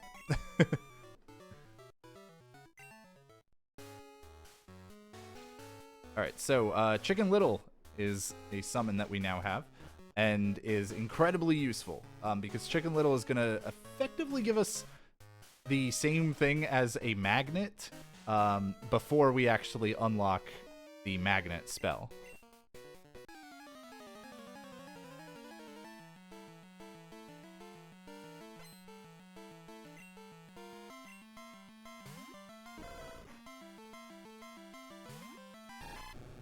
It is very particular based on like how you are spaced with the enemies though, so I'm having to kind of like move myself in interesting ways occasionally. And then I'm going to finish off this enemy in FPS mode because it will drain the summon gauge, which will give it more experience. So I want to ideally level my summons up just a little bit.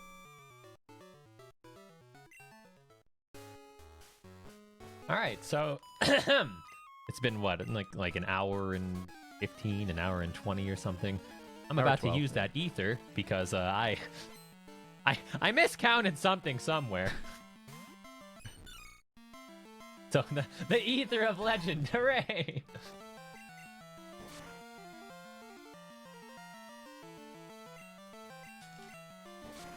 I really should have just used bite more in the ghost gym and not cared about the tiny time saves.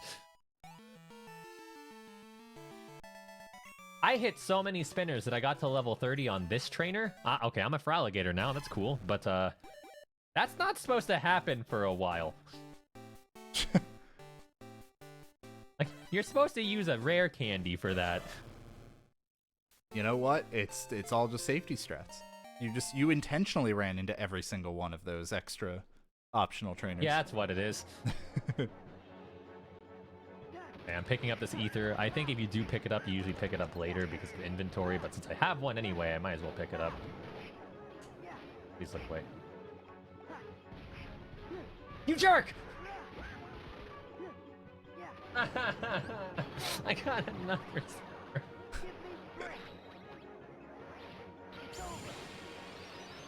Alright, so there's level 14. It's a strength increase, and that's why I wanted to make sure that I was going to do that little bit of EXP grinding in the previous section. I wanted to hit that for sure. EXP in this run is like a very delicate balance until the end of the run.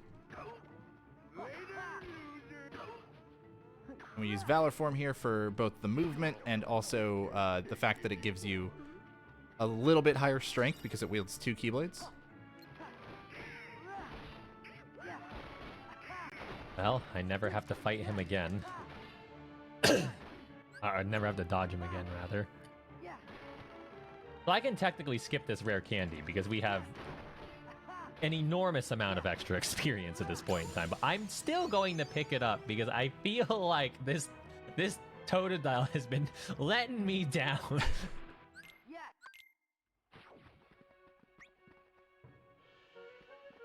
All right, and now on to the next Pete fight. And this one is also kind of a nightmare like the previous one. It's not nearly as bad, but I think it can be really rough.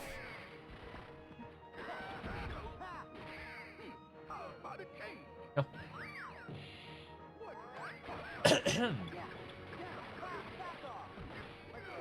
So I did just use a super repel there, even though we're not going through any encounter tiles, but we were in the menu already, and it will last long enough. I also used my last headbutt because at this point in time, instead of trying to save a couple of headbutts for a convenient fight, I'm just going to teach strength because it just, at this point in time, it just really doesn't matter. I don't like that I got hit there. I'm going to try to find a time to throw a potion.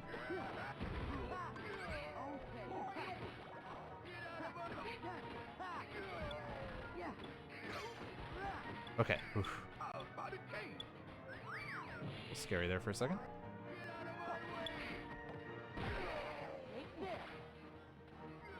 All right. Not bad. I don't like this. I don't like this. I'm gonna do it, but I don't like it. What's going on? So I'm using a pause buffer on this spinner as an excuse to teach headbutt, or teach strength over headbutt, but I feel like she's gonna quick turn me. She didn't! Ah, thank you! Finally! Is that what it's like to dodge a spinner? I would commiserate with you, but I wouldn't know. I wouldn't know what it's like to dodge a spinner. Neither do I.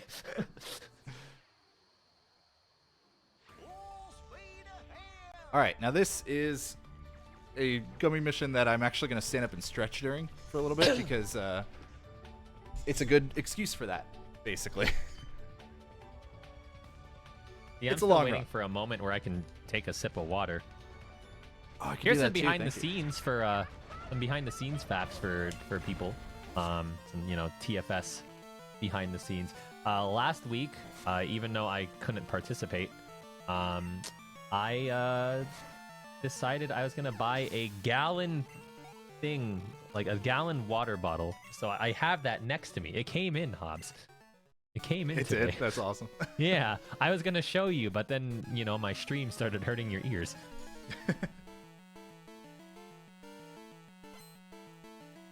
Yeah, everybody should stand up and stretch every now and then. Always good to remember to do that if you're somebody who has to like work in an office or whatever.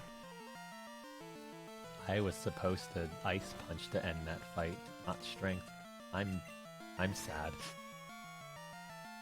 TP management is like one of the most important things in this mid-game area because like there isn't that much that's going to kill you, and I am messing it up. Yo, my watch told me great work staying active. I told you all. I scrolled by my Good clicker. idea.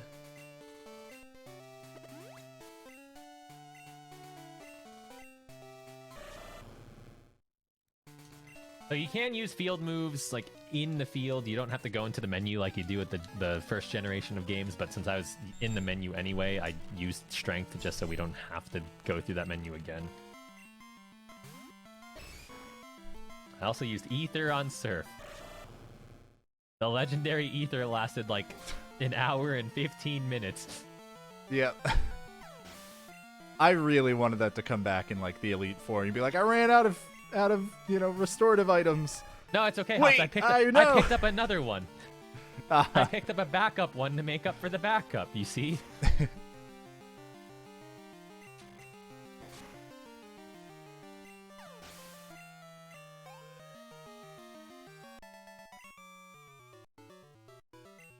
Okay, looking at these notes again. Need 8 PP total after Chuck. 3 must be Surf. The rest. Thank you for reminding me to look at my notes. Yeah, you know what? I've got a These menu notes have coming been up. pretty nice because there's some parts of this that I don't remember because this is a route that doesn't exist anymore.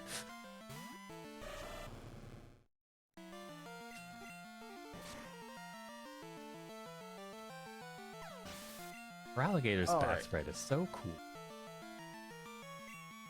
Alligator's just a cool Pokemon. Yeah, Froggator's awesome.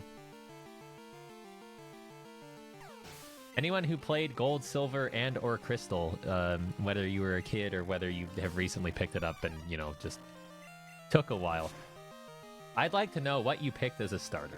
I'm really curious. Yeah.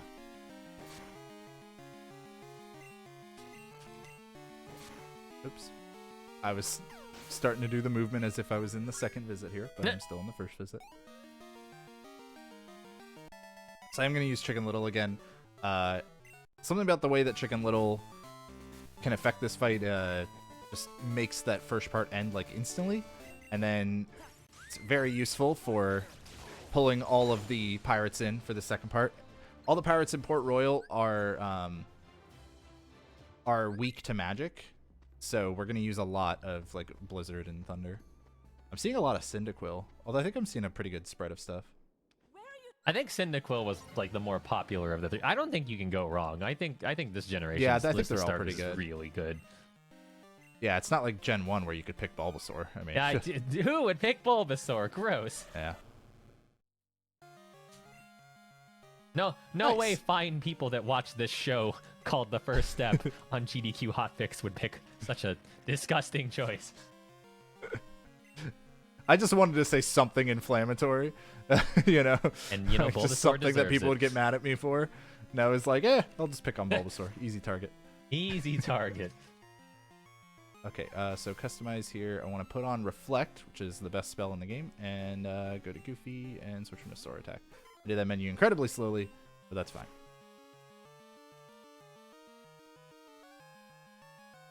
Okay, good.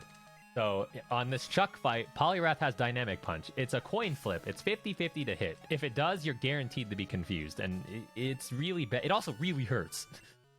But he missed. We won the fight. Pretty clean fight overall. Got the Storm Badge. Storm Badge is nice. Because now we can fly. Storm Badge is one of the nicest ones in Rando. Alright, so in this fight, I'm just going to be... I mean, I'm mostly just going to be trying to survive, but I am also going to try to kill as many pirates as I can. Because I do still really care about my experience.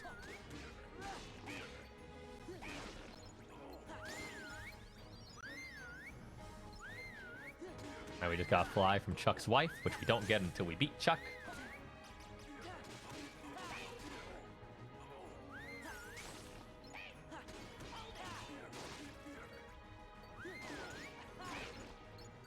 Fly to Kenya. Kenya was the poke that I was quote-unquote gifted earlier. We're actually technically stealing it. Stole. But, yeah. Yeah. Yeah, that one that you were supposed to give to somebody else. Yeah, I'm borrowing it indefinitely, you see? It's pretty useful.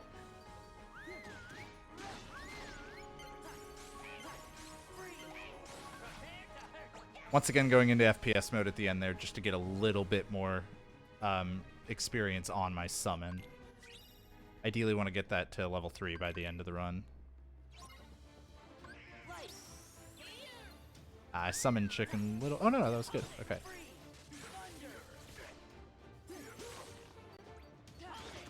I passed another spinner. Oh my god. It's possible. Why are you... Yeah, I was a little scared of that bomb, so I decided to wait that out. Fortunately, I kind of lost a lot of Chicken Little's gauge there that I'm not supposed to, but fine. So the main thing in this fight is I really ideally want to end with Chicken Little still out, and that is not looking very likely right now. Sucks. All right, so we're at this point in the game because Team Rocket's forcing Pokemon to evolve, like this Gyarados. Oh boy. Oh my god, it's shiny, Hobbs! I Whoa. found a shiny! That's 1 in 8,000, whatever it was in this gen. Uh-oh. Okay, so we need Chicken Little to move over here now. Uh-oh. Chicken Little, come up here. Don't get hit, don't get hit, don't get hit. Thank you. Fortunately, I knocked that enemy into the shadow. You know what? I'm not going to talk during this fight. It's a really scary fight. While you're dealing with scary, I'm dealing with boring. This is the most boring part of the run. We're completely over-leveled for what's going on. The level curve doesn't make too much sense in this part because I think like the game expects you to go here before you go to Olivine, but you know, that's fine. We're strong now.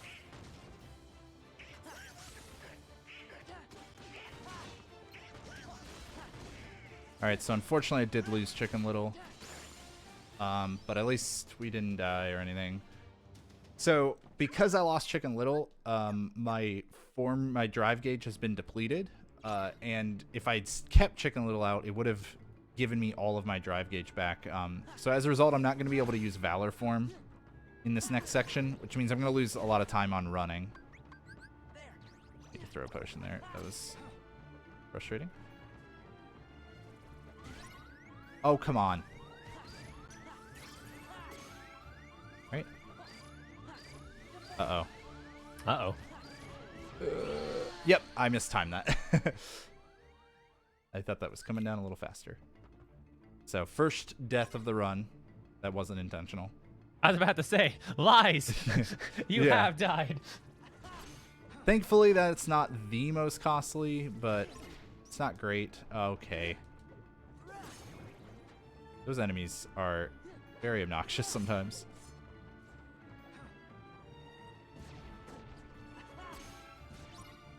Really hope this backup ether comes in handy later, just like you said.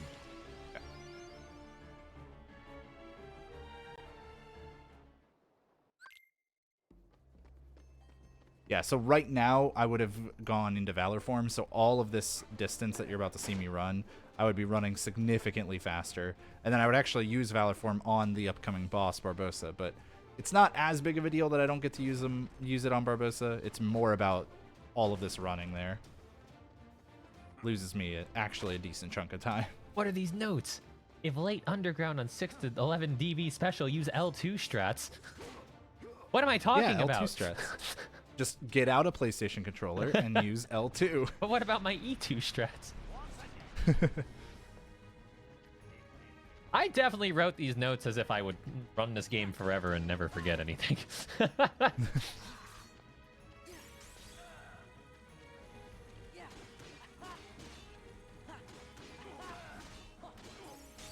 Yeah, so this section, like the past, 15 minutes of this run so far, is basically just make sure you're using the right moves just so you can, have the correct move when you need it most. So there's just a lot of keeping up with how many surfs I've used, how many strengths I've used, if I can use something like Bite or Ice Punch to offset it, because surf is our strongest move right now. 95 power plus, the 1.5 times boost because it's a water move, and then strength is 80 power with the badge boost for normal type moves that you get from beating Whitney.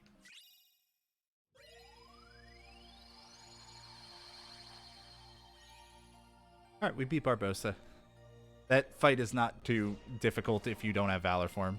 It actually gets a little bit harder if you have Valor form to do the most optimal strat, but without it, you just freeze them, do a couple air combos, and then freeze them again and do it all over again.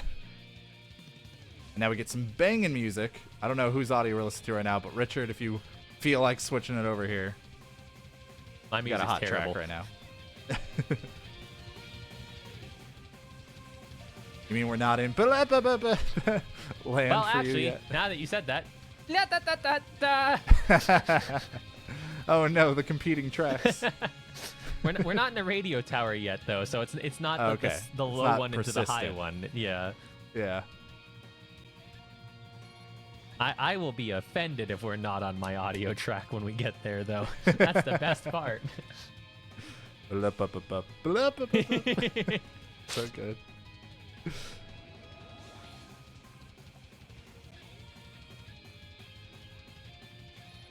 Yeah, we're level 33, and those Venonats were level 18, just to kind of emphasize how drastically over-leveled we are right now. It's really interesting that it works out this way, because it's not even just to be over-leveled so we can one-shot these Pokemon and save time. It just makes more sense to do it the way that we did, because we get Fly much quicker, and Fly is very, very, very convenient, no matter whether you're speedrunning or casual.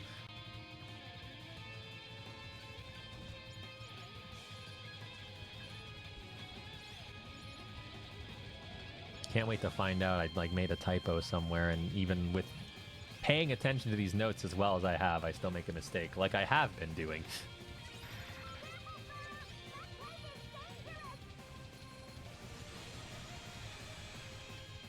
Alright, so it's actually really easy to die to this enemy in this gummy mission, so I am going to kill this little gummy boss.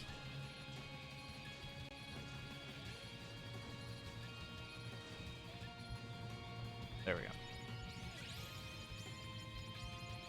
Now, as a result, I can set the controller down for the rest of it. Meanwhile, I have to fight certain trainers here because they give me passwords so I can advance. That is rude. That is so rude. So this trainer is a spinner, but he's a required spinner. Like, you have to fight him for the second password. The two fastest ways to deal with him are you either just get seen by him right away, or you're able to successfully walk up to him and talk to him. We walked up to him and then he turned and saw us. Then he the saw you. slowest possible thing. That's funny.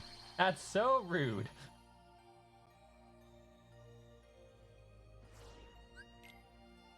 And then he laughs. right, He I'll laughs find about it. All he does is laugh. Like that, except like more like Goofy because he goes yuck yuck yuck. Gorge. Gosh. Dora. Nope. All right. Oh. I bought some ethers, bought as many as I could. I can only afford 9. Ethers cost 120 a piece, and you don't get much money in this run, honestly. Hey, you want to spare me an ether? But they're useful. No. Oh, I but already have a spare one. that I'm probably gonna have to use. Yeah. No, that's bad. What do you think I'm gonna do with mine? They're trinkets. Notes. Aerial spiral and high jump, and then Goofy. We're gonna take it off Goofy Bash. Okay. I don't have quick run yet. Stop trying to use it when I'm not in wisdom form. So I'm gonna stop here and there for brief moments in this world because I am grinding wisdom form. The way that you get movement abilities in this game is by leveling up drive forms, and wisdom form can get us quick run, which is really handy. So I'm going to stop in places like this to just take out a few Heartless. The way that you level up wisdom form is by killing Heartless while in the form. And I knew that going into that next room would revert me from my oh, my drive. Okay, that was really scary, but worked out somehow. So we leveled it up to level 2, and now we'll get it to level 3 in just a little bit in this world. If I take a hit during this next minigame, though, I will die. So That's not good. hopefully I don't. It's not like common for me to take a hit here, but it's not uncommon. Like, it's quite easy to take a hit because I'm trying to push Abu here. Since if I just kind of keep inching forward, I can push Abu just a little bit at a time. Thankfully, I didn't get hit, so we good. I passed that spinner, and in mid-movement, he turned and looked at me, but because I wasn't on a solid tile, it didn't count. But he tried. He sure tried. Jerk.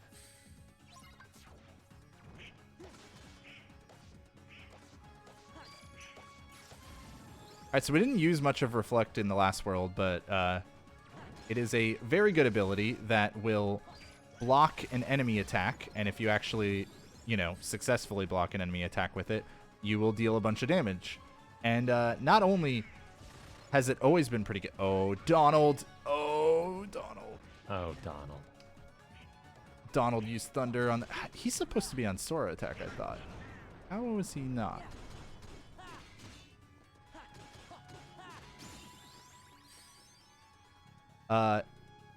Not only is it a really good ability to begin with, it actually got buffed in the final mix version. I messed up. I was supposed to Blizzard that enemy. Oops. I'm going to put Donald on Sora attack, because I feel like I forgot to do that at some point. I feel like he's supposed to be on Sora attack. Meanwhile, for alligators just one-shotting everything, no big deal.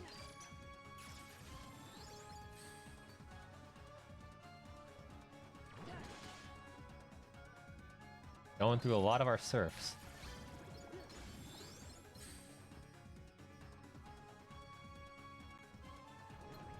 I'm trying to think of when I was supposed to put him on Sora attack that I just, forgot.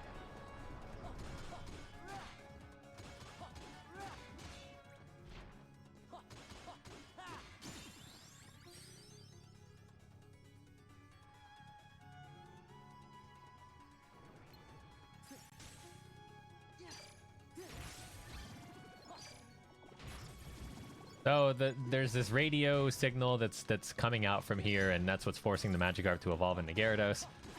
We don't have a choice but to knock out these 3 innocent electrodes. I don't remember how it happened before, but I remember there was one run, and only ever one, where I somehow died to one of the electrodes. I don't know what sequence of events could have caused that.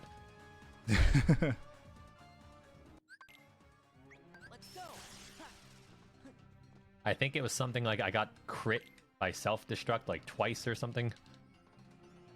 Oh, geez. Yeah, that'd probably do it. When an electric ball explodes, Hobbs, it typically hurts. Yep, especially when it crits. Yep. I'm killing things that should be like barely living, so this extra experience is kind of nice. There we go. There's that level 3. So now we have quick run unlocked on regular Sora.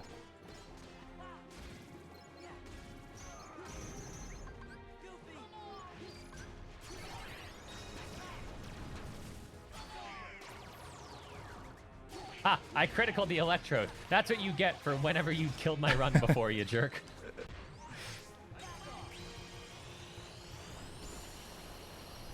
All right. That treasure room fight can be quite scary. Now I'm going to stand still for a second, because if I walk, I'll spawn some enemies, and I want to put on quick run, and I also want to go to Donald. I went the wrong way, but that's fine. And put on Fantasia, which is the comet limit that you can see highlighted here on my menu. That is going to be quite useful for several fights, including this one right here. Because you are invulnerable while using a limit, so even more so than the damage, it's just nice to be invulnerable. Okay, I could save because there's a spinner in this ice puzzle, but I'm just going to go for it. Never punished.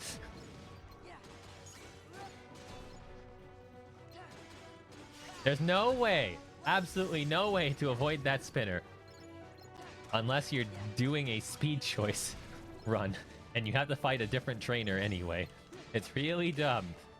Never put spinning trainers on an ice puzzle. It's so bad.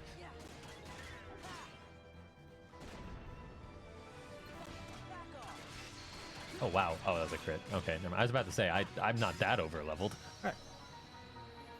The fight was okay. So, unfortunately, the death in the Chasm of Challenges means we lost some time in this world, but otherwise not too bad.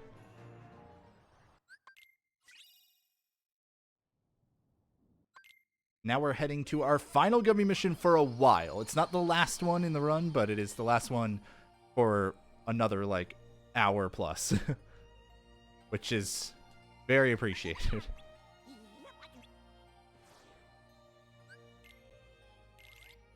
And we get the super awesome track again, so. All right, that's Price down. Price as a fight can be kind of annoying.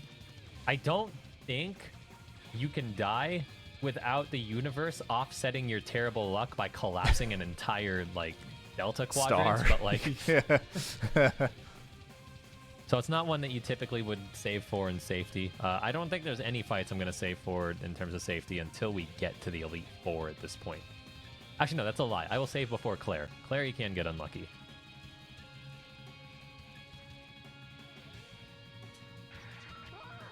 Also, I have been told, I've gotten it confirmed, that we can talk about what's happening for What's Faster tomorrow. So, the episode tomorrow that I'm going to end up being on is going to be Overcooked 2 with me, C-Average, Mike Uyama, and potentially a fourth person, but we'll see. Versus Richard actually baking. Richard will be actually baking things in real life, trying to see if he can do that faster than we can bake in Overcooked 2. Such a clever idea. I love it. So that's going to be really fun. Highly recommend tuning into that tomorrow, everybody. Again, the Hotfix shows generally start at 7 p.m. Eastern. I can't remember. Richard can confirm for me or deny if What's Faster is also at 7 p.m. Eastern or if it's after something. I think it is just at 7 p.m. Eastern, though. I'm pretty sure that's when we're doing it tomorrow. Gonna be a good episode. Yeah, it's going to be great.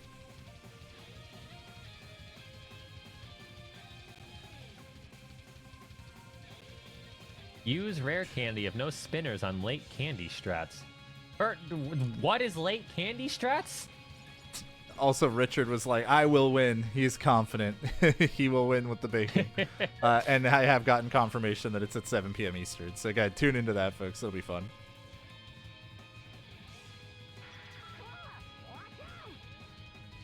I'm like staring at these notes really hard, hoping that it like magically changes the text and explains what late candy strats are, because I've seen nothing about that up to this point in time. Meanwhile, my notes are incredibly detailed, but they're so detailed that it makes it harder to read them while I'm going. I mean, mine are pretty detailed about E1, E2, L1, L2, L3, you know, all the sections of the vertebrae. Like, yeah, but mine say things like, wait a moment, and then slide dash reflect, followed by reflect, blizzard, reflect, finishing leap. This should kill the entire first wave. Use dance call as soon as the second wave spawns. Make sure you hit level 18 here. If not, kill another Jack-in-the-Box on your way out. An alternate strat here is to use the EXP boost that you just got, slide dash into double reflect, get hit, aerial recovery, hold forward, and use an air combo. That is for one mob fight. Mine says Jasmine. You surf, idiot. That's it. The dichotomy of man. The dichotomy of speedrunners. All right, we officially have 7 badges.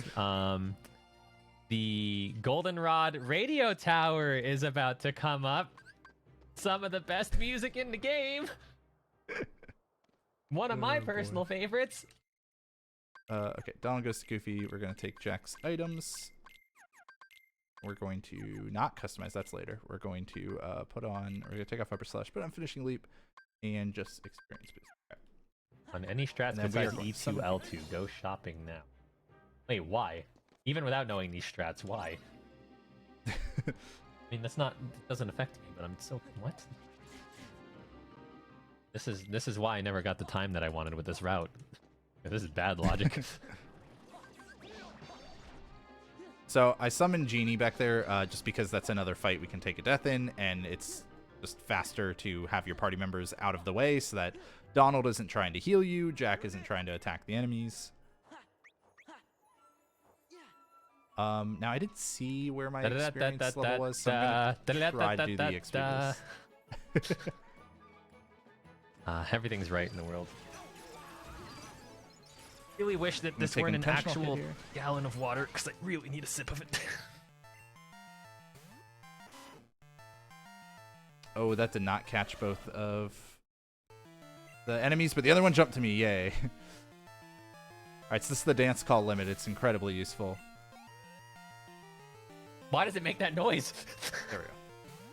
What noise? Okay, it picked up on Discord, but I guess you didn't hear it. Like, my water bottle whistles.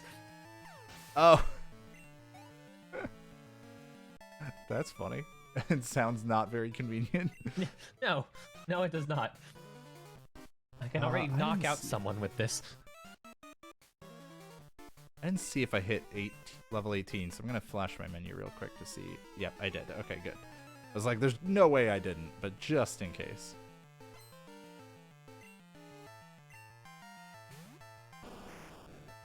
You know, I wish Arbok were better. I like Arbok's design. Arbok's cool. He's just a snake. A cool he's like snake. A big snake. Okay, cool fair. Snake. But he's just a big snake. He's fan of snack. All right. You caught me.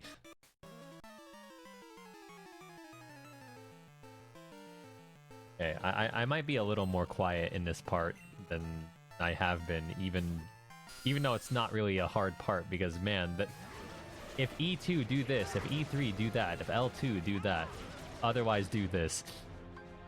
I have to do so much reading.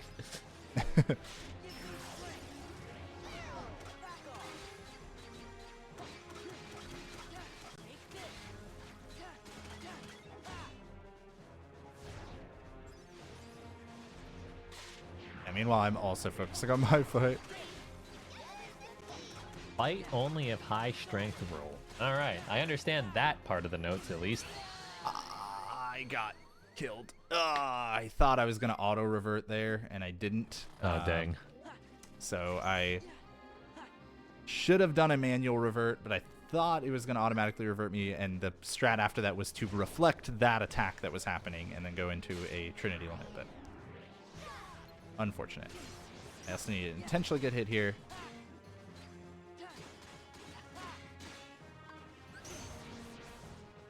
And then pull this enemy down with the dance call.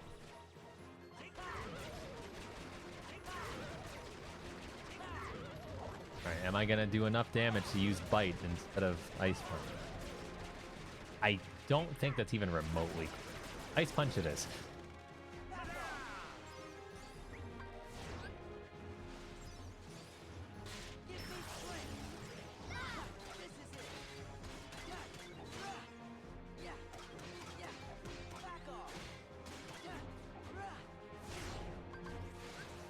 Da-da-da-da-da-da.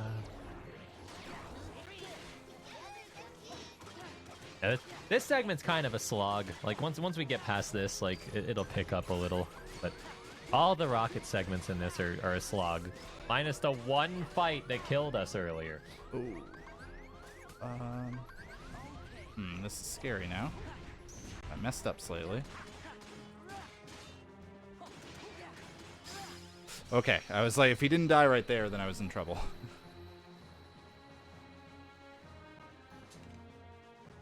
Wait, Bite coughing if level 38. I'm 38. Damn it. There's too many words. Alright, reflected that enemy there just to get a little bit of my drive back. I would have been fine. I had enough, but I just wanted to play it a bit safe, and now I'm going to save warp. Remember for once. I was swapping Bite and Strength because I'm going to teach Return eventually. Spoiler alert. But then I forgot to actually select Bite, so I just wasted a Strength. Because of course. It wouldn't, I. Good thing we have that Ether!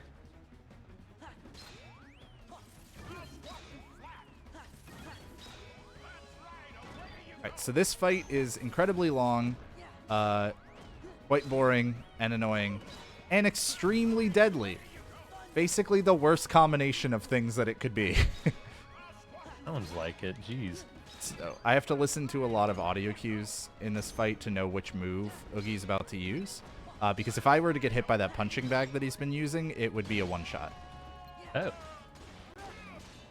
That's not good. No, it is not. And thankfully I built back up to 3 drive. Yeah, see, I would have been totally fine on drive.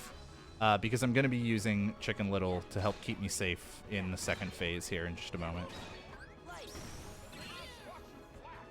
Because Oogie's going to start spawning some enemies in these gifts. And Chicken Little will just kind of keep them out of the way if all goes well. If I'm lucky, one of them will survive here. Well, I didn't want it to survive like that. Oh, the other one survived too. Okay, well, there's a death. Oh. Well. That was... Wow, that was really weird. I was not expecting both of them to survive. You ideally want one of them to survive because then he won't spawn enemies a second time, but it's a time save that is way more minor than taking a death.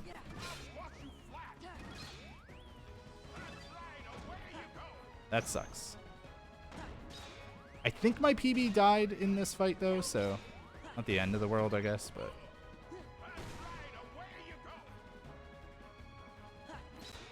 Oh, I forgot to be using Thunders. Okay, 5x specials bot. Do this. 6x specials bot. How many did I buy earlier? Now I gotta do mental math here. I used 1. I think just 1, so.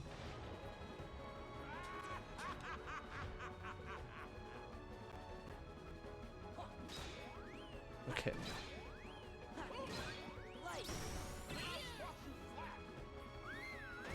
Hope you like the boogie gift I picked out for you. That's right, away you go. I'm just gonna go ahead and use this X special now. And if something goes wrong, we know it's my fault because I'm a dummy. This is for if I did early shop. It is for if I did early shop. All right, I used an item I wasn't supposed to use. Very good. So one of my enemies lived this time and did not kill me. Oh, jeez.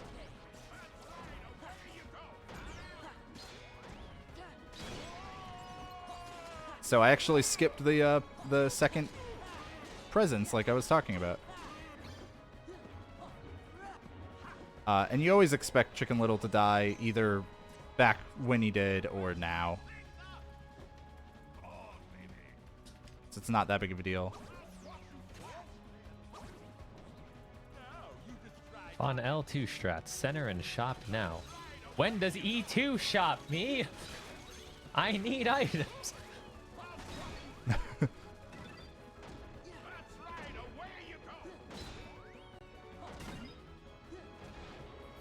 Can't wait for that to be one of those things where you're like, oh, I'll never forget what E2 does here, so there's no point in me writing it down. Hey, you know, I'm starting to think. Starting to think that's the case.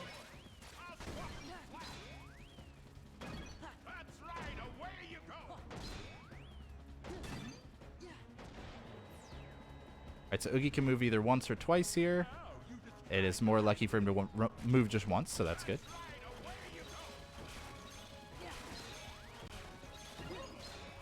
We did early underground, so we can just go straight to the underground from here. Very good. Oh boy. Okay. I got really scared there for a second. Oh! Oh no, he spawned an enemy. He needs to die right here. Okay. Oh, jeez.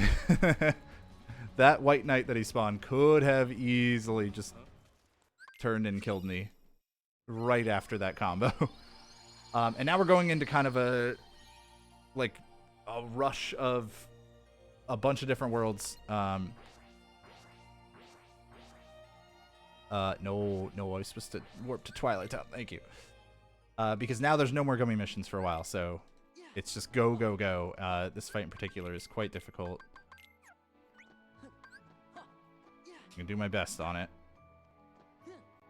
Give me strength. Yeah, it's the Twilight Town 2 Berserkers fight. Hey, I can only assume that I'm supposed to not have any more X specials now. I think. Oh god, I'm scared I messed up. Oh, I definitely messed up. Okay, I might have salvaged it.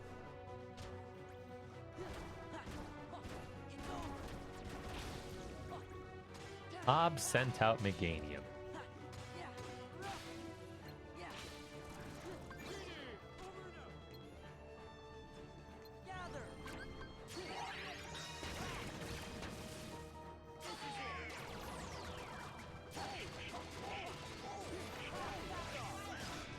So I don't know if everything's gonna die from this, and if it doesn't, then things get really scary. Oh boy. Okay, I got on a thing, so I should be safe. Thank God. All right. All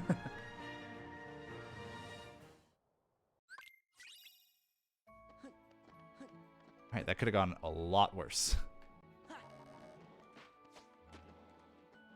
I just beat the 4th rival fight. Now we have to fight a bunch of rocket grunts and, you know, eventually push these levers in a certain order, which is just push them backwards. We're trying to save the director right now. We're no longer in the radio tower for now, so the jingle isn't as funny. Right, you know. So it's all We'll get back there eventually, though.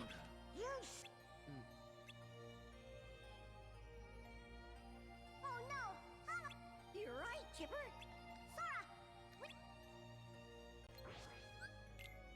Okay.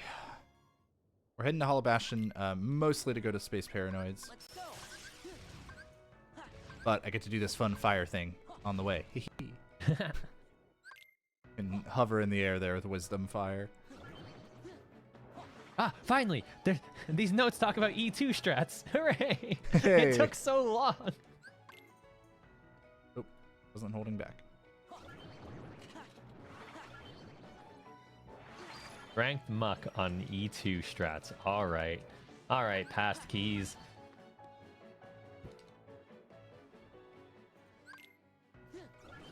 Yeah, I like the beginning of this visit because there's so much really cool, like, small movement optimizations here and there by using fire in places or using reflect to skip that ledge grab back there.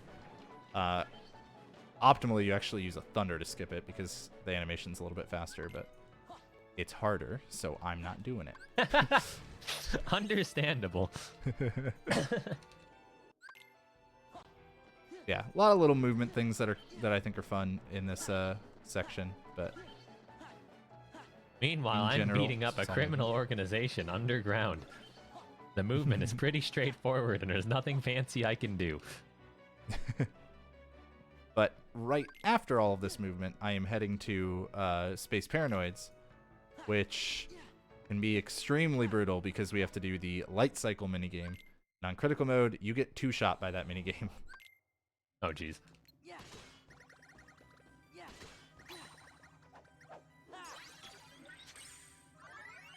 I was supposed to strength that.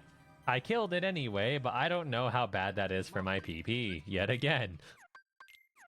I was so excited that we're finally on some form of these notes to talk about being on E2, and I don't follow them.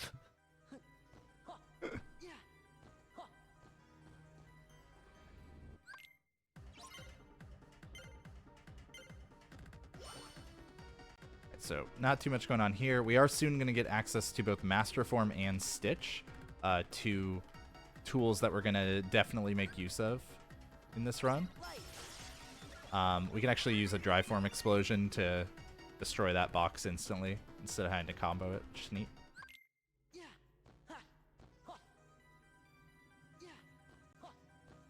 Oh, I have 4 strength left and 3 surfs. Is that enough? I'm like looking ahead to see like what the rest of the fights are like, just to see if I screwed myself on accident or not.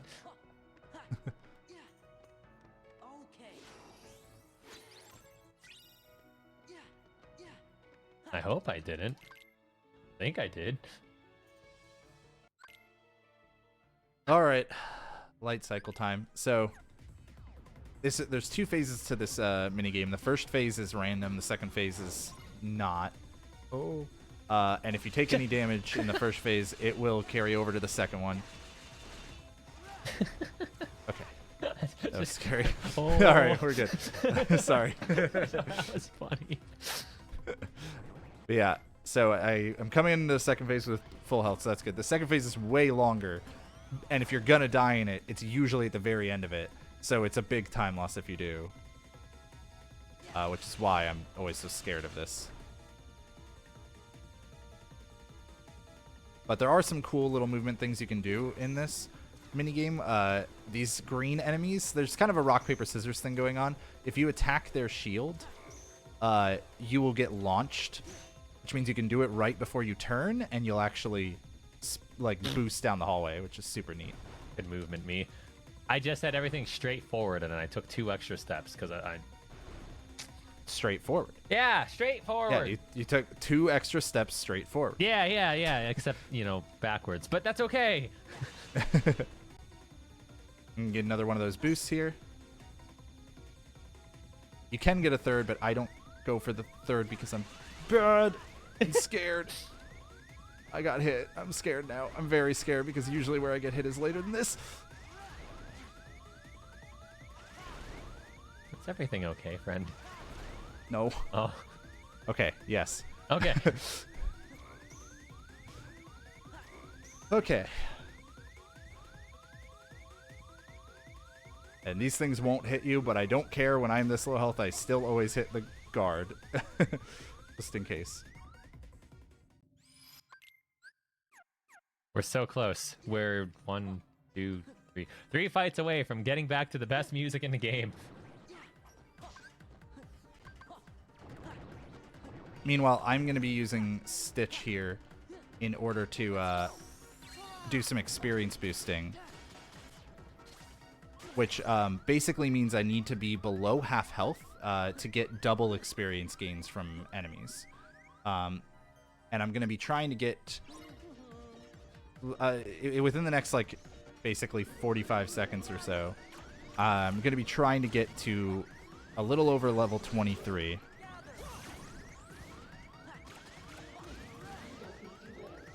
This is not a great start. Stitch is random with how he decides to use his move pool, which can be quite frustrating.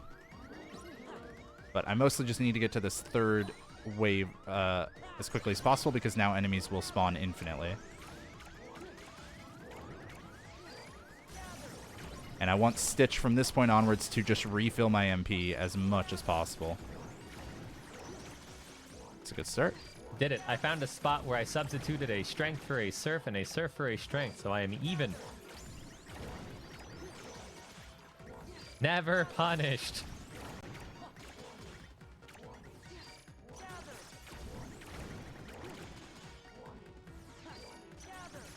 Alright, Stitch. Refill my MP. Good. Good dog. Is it a dog? I mean, I don't like it's an alien, but like, is it supposed to pretend to be a dog? What is it supposed to? In the movie, yeah. In the movie, they pretend he's a dog. Yeah, I forgot about that. Okay, I am. Wait. Am I good? I'm gonna look at my notes real quick. Oh, I was not good. Okay. I think I would have been okay, but all right, there we go. Now I'm good.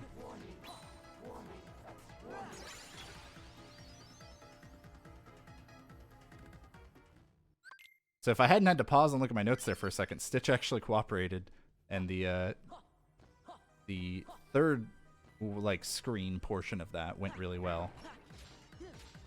The initial like opening section wasn't as fast, but that's kind of par for the course for me.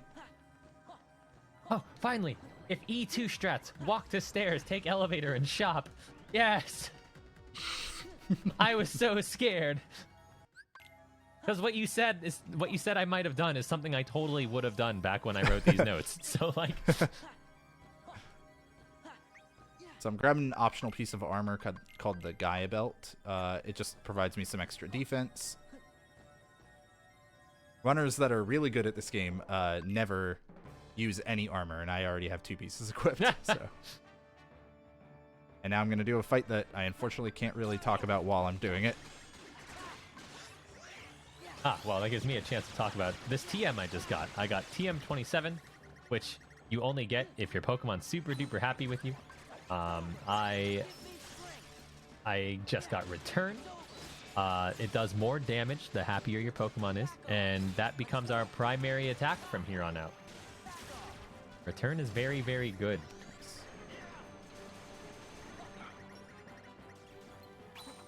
Or you one guard spot. Please go down the guards, I think. 2x accuracy. Awesome. 2 to That 3. fight went pretty much perfectly. That's not speed, and that wasn't 2 to 3. Oh. So now we're heading into a gauntlet. We have a couple of mob fights. No, leave me alone. We have a couple of mob fights followed by the fight with Demix, which most people who play this game remember from when they were a kid. And then we have 4 Final Fantasy fights and 1,000 Heartless.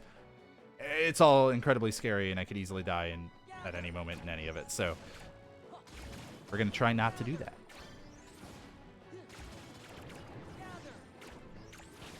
All right, Bite's been a really good move. It's helped us, like, whenever we've barely missed killing something. It's also had super effectiveness on stuff, but it is gone. We now have Return, so our moveset is done. We're never changing it again. It's Return, Strength, Ice Punch, and Surf. Normal, Ice, and Water is actually ridiculously good coverage and covers everything in this game. Well, everything in the run, anyway.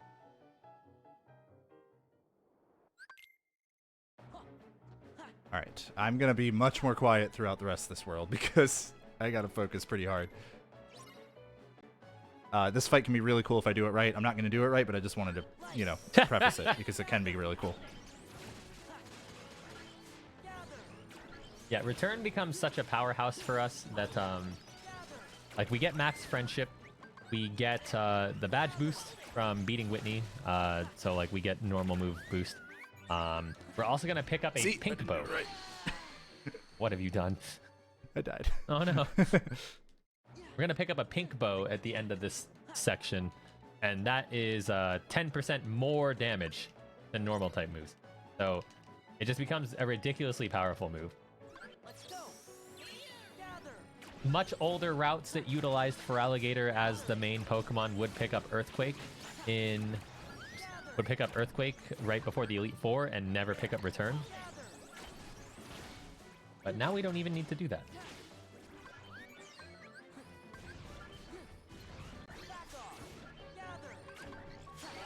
That's the wrong one, but it should be fine. I hit square instead of triangle.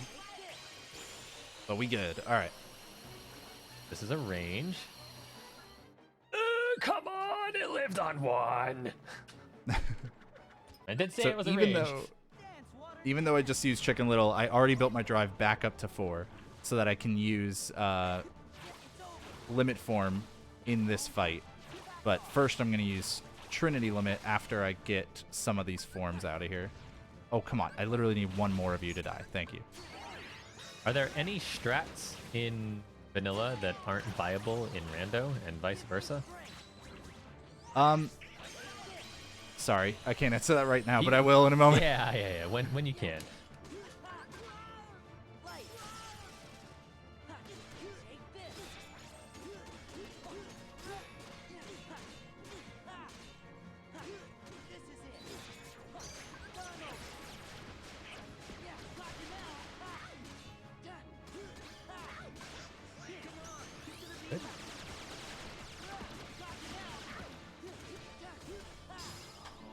Okay, I beat Demix.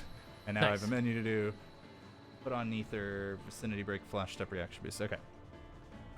Generally, the vanilla strats that you wouldn't necessarily do in rando would just be because they'd be slower, potentially, than what you could do. Ah, okay. But now I might have to fight Demix again. It's really easy to die on these Final Fantasy fights, and if you die on any of them, you go back to before Demix. So. Oh, yikes. Yeah, this is a super scary part. This is basically like Elite Four without saving right now. Well, lucky for me, I don't have to worry about that for another 15 I didn't minutes? do that right.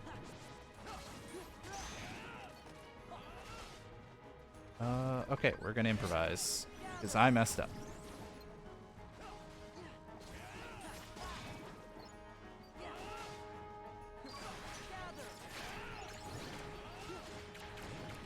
All right, this is the last Pokemon before we don't hear the fun music anymore, so goodbye, Houndoom. Now we're back to regular normie music. Okay. All right, that was the scariest that platform's been in a little bit, but now we're going up to the scariest platform.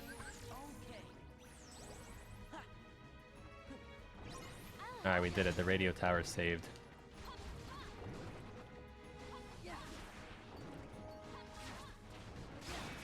Okay. Just trying to bait out this reaction command that I'm using right now, so.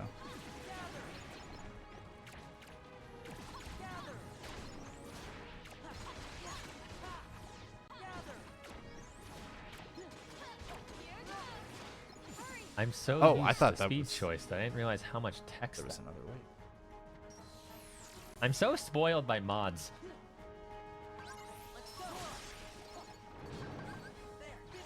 So there's our pink bow. That's gonna be the item that we equip for the rest of the game.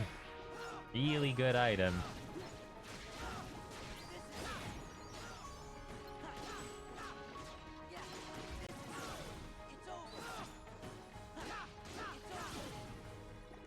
Don't forget the radio card.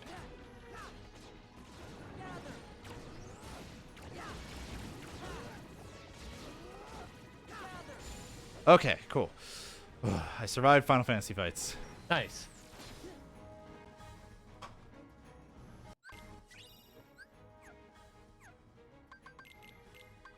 Now I'm going to put on Follow the Wind. I importantly have an ability called Once More now, and Goofy, we're going to put a couple abilities on him. So Once More makes it so I cannot die from a combo attack, mostly. Sometimes some things can make it weird, but I cannot die from a combo attack, which is why we take Shield at the beginning of the run. We actually take it so that way we get Once More right now, because this fight sucks so much if you don't have Once More. And it's why it's like a really rough fight in a level 1 run, because you can't get that ability.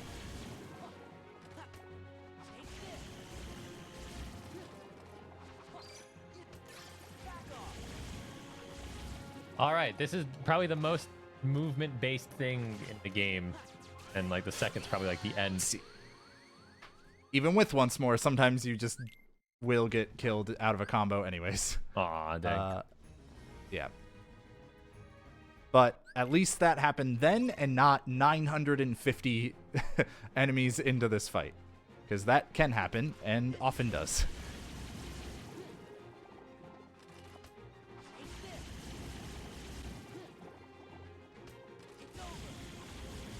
I'm doing a bunch of ice puzzles.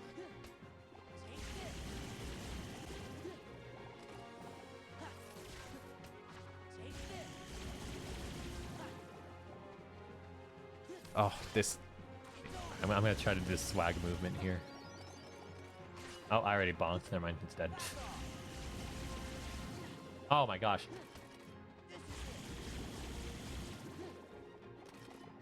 All right, that was swag if I had a limp. That was almost good. Couple of bonks here and there, but that's okay. Okay, I need to wait here. There we go. A lot of these reaction commands can either whiff or put you in a more dangerous place than if you didn't use them, which is why this is so scary.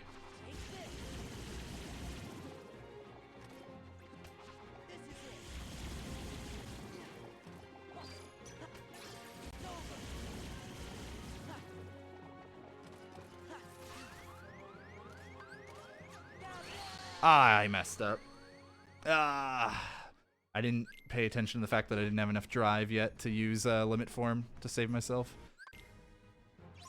So I should have just thrown a potion or spammed to reflect until I could snag or something. I had other options there. I just, unfortunately, that one's on me.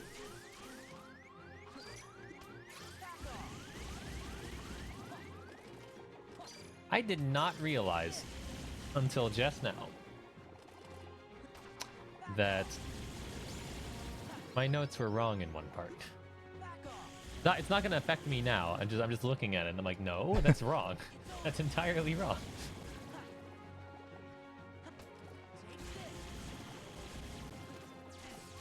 I wanted to reflect there, but I couldn't. Let's see. I'm seeing a question here. Are there going to be any game versus different game races at AGDQ? This is a fun format. Well, I'm glad that you think it's fun. As far as I know, nothing like that was submitted to AGDQ. So AGDQ uses an open submission process, and if nobody offers it, well then, you know, it's not going to happen. So that is not happening at this event in particular. I don't think that they're, you know, opposed to trying something like that if the submission is right. But I am not on the committee, so I cannot fully speak for them or anything like that.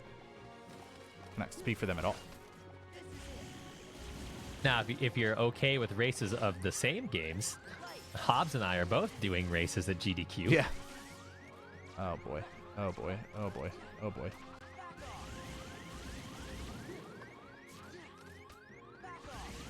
I should have died right there. It's a bummer because I've actually been having some better consistency with this fight since playing a lot more rando, but unfortunately every now and then it's just going to be a jerk, as it is being right now. See what I'm talking about? Oh boy.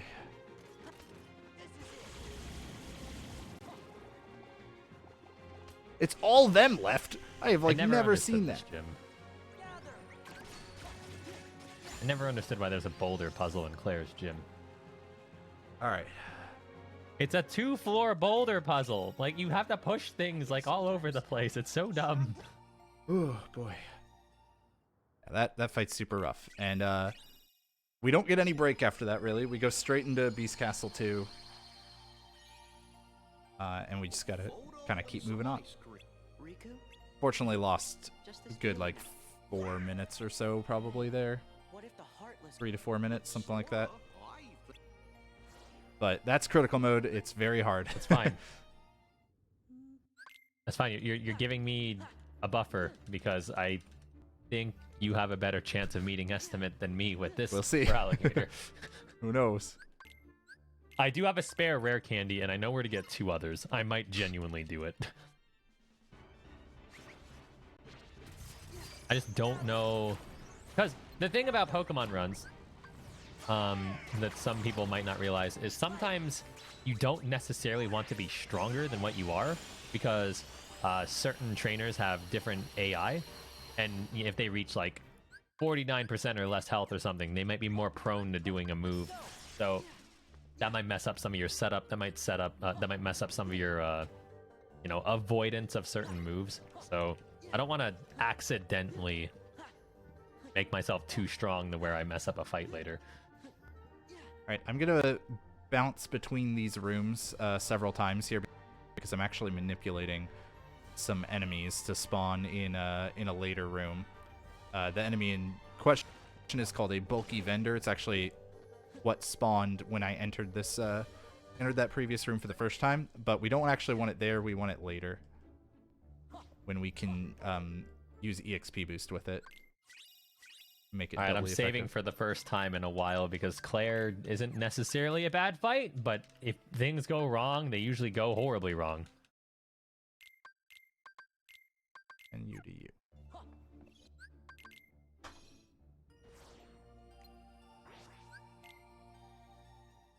Oh, that's cool.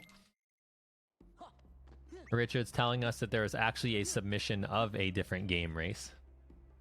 It unfortunately did not make it through, but that is kind of cool. Metal Gear Solid on PC, all bosses, versus Metal Gear Solid the Twin Snakes on Wii.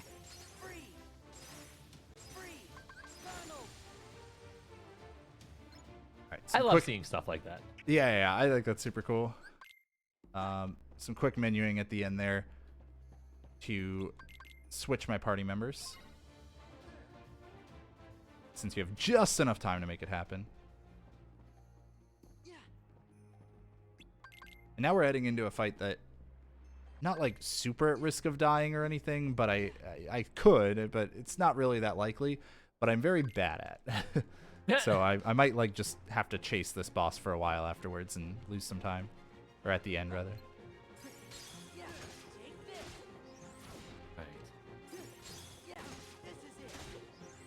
Uh-oh. That's not good. Don't miss. No, not like this. Kingdra used smoke screen and I missed my next move. It's okay. We only missed one. We knocked it out of the park otherwise. Yeah, okay. I already messed up. What's silly about this gym is once you beat Claire, she's like, no, the test isn't over. Go to the Dragon Den and do 900 more things before I admit that I lost to you. He thinks we cheated. I don't know how. Alright, so that boss gave us a really useful ability called Horizontal Slash. We're going to be making lots of use of that. And then I also picked up Peter Pan from that chest there. I'm likely not going to use Peter Pan, but I actually still like picking him up just in case I need to, in case I really just cannot make the strat that I would use him for work otherwise. I am so used to Rando, I have not been in Dragon's Den in about 2 years. I don't remember this place. This is weird. Where do I go? Oh, Hobbs, I messed up. Uh-oh. Alright, hold on. Here's what I'm gonna do. I'm going to be really sad.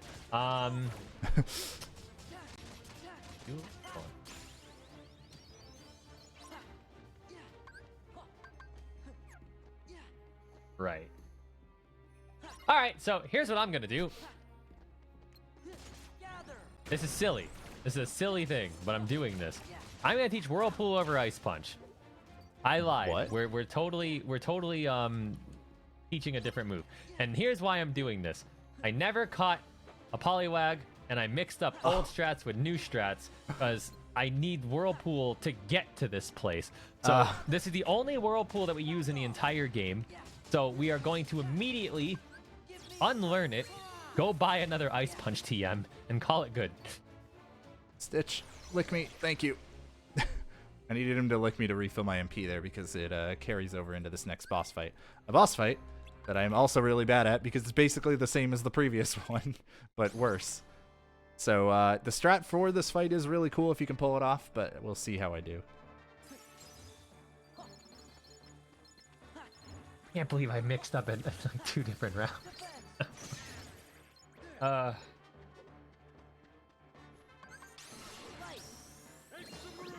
This is so silly.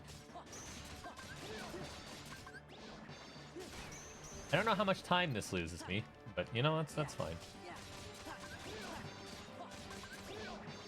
I'm trying to extend my combo.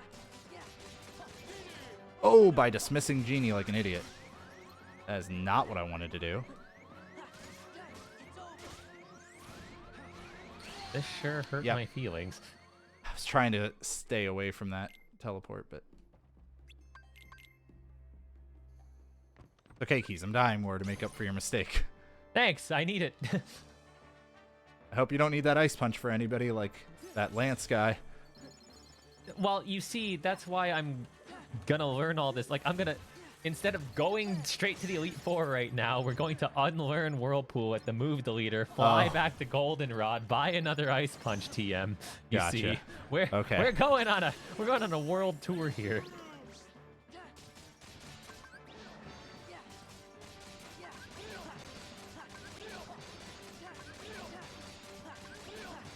All right, there. I got the Dratini to learn Waterfall at least. I did the strat. Okay. Well, that's the first part.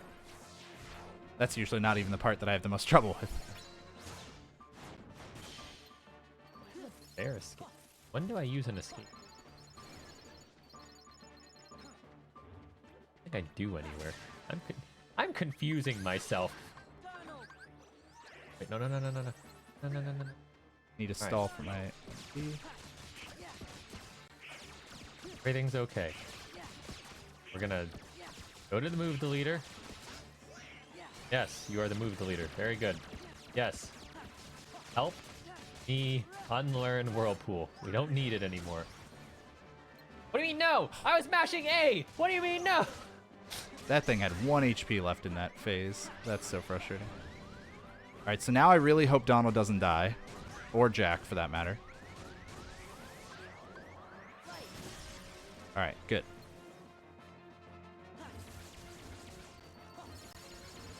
Alright, I'm gonna go buy another Ice Punch TM. No big deal.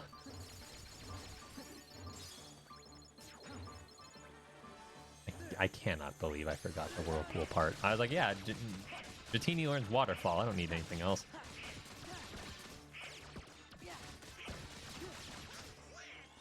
Oh, I should have just done a finisher there, and this fight would be over now. There we go. Alright, you know what? 1 death. I think that's pretty much what my PB did.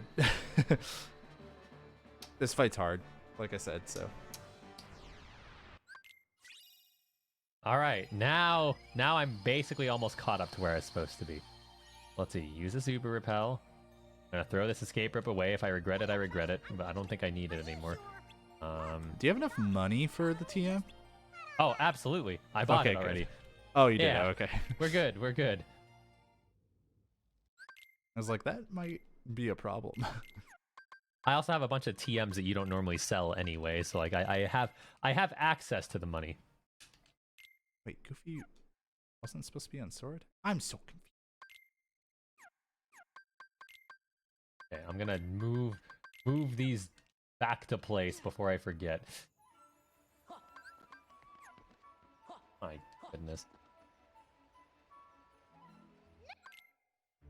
Alright, so I'm going to use Magnet Trinity. I haven't explained really why I've been using Magnet into Trinity a lot. It's because Magnet deals damage when it pulls enemies in, but it's only a small amount of damage.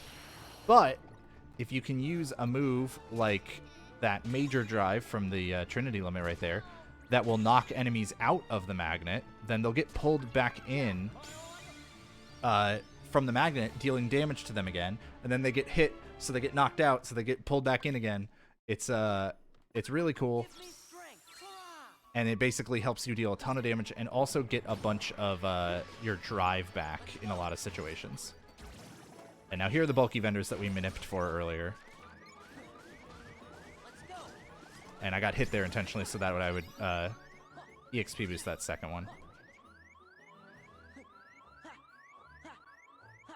Donald will heal me in this next room, so I don't have to worry about it.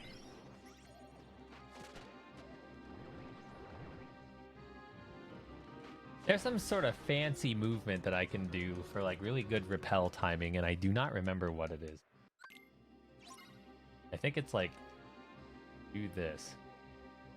Prepare to scream. Nope, that's bad. Oh, I got so lucky. I should have been punished. I did that horribly wrong. Reflect into Dance Call there pulls all the enemies into the reflect damage, so that way they lose like half their health, and then I just gotta deal the rest with the Dance Call. It's really great. And now this section right here is completely random as to how many big boxes are gonna spawn versus small ones. I should have been hit by a spinner, but I wasn't punished. My repel wore out right next to the spinner. Not past it or behind it, but right next.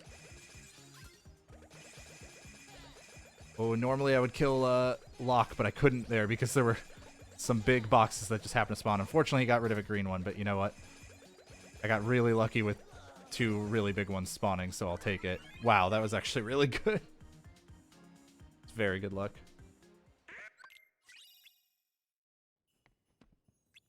And now the experiment fight, which, as you might expect, is kind of hard, like most of the others. But this strat is pretty cool. We now have access to Duck Flare, which has just replaced Fantasia for us. It's replaced Comet. I got hit there, but that's not that big of a deal, especially if Donald heals me. Yeah, I was gonna say the thing I'm more worried about is Donald dying, but I can potion him right here. Not a big deal. I am on the last rival fight we'll ever have. This one, I don't think can be bad. Question. I actually have no idea. Oh, I messed up slightly, but that's fine. There we go.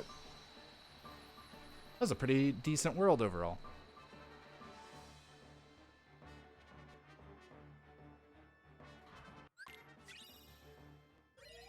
I can't believe we went from having an immaculate moveset of Return, Strength, Ice Punch, and Surf to Whirlpool, because I'm an idiot. At least you were able to fix it. Yeah, that... Like, the only other fix, and it would have been slower than what I came up with. Now, granted, what I did was slower in general anyway, but, like, the slower thing would have been to go and catch something that could do it. Right.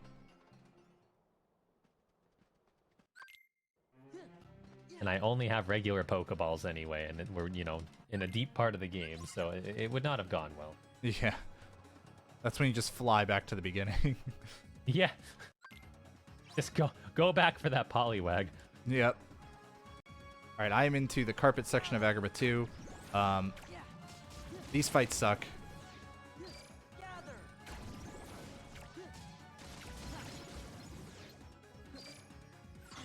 Oh, come on. I reflected, you jerks. Buy 11 full restores if no hyper potions or full heals left, or if time allows it. You're damn right time allows it. I'm buying some... What's wrong with you?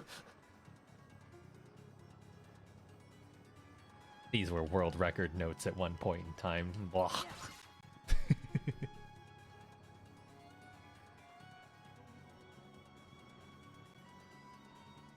Alright, so that first fight, I think, is the worst of the two, but this next one is the more deadly of the two. That makes sense. Like the second one is generally a little more consistent, but it's also, if it goes wrong, it's probably going to go very wrong, and you're probably going to die. So it said buy 11 full restores, and I can only afford 8. Some of that's because I bought the TM, but I was also like, you know what? It's fine. It's fine. It'll be fine. Like I'm just entering the Elite Four with 3 less full restores than I wanted. No big deal.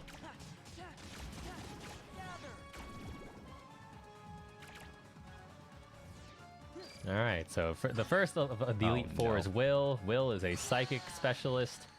Ironically enough, we take him out with special move.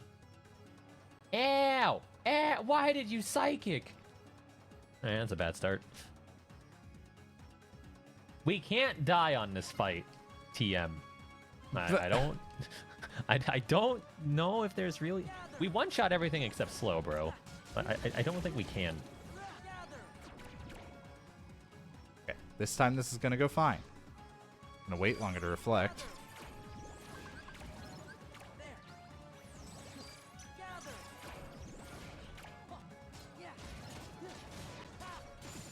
Okay.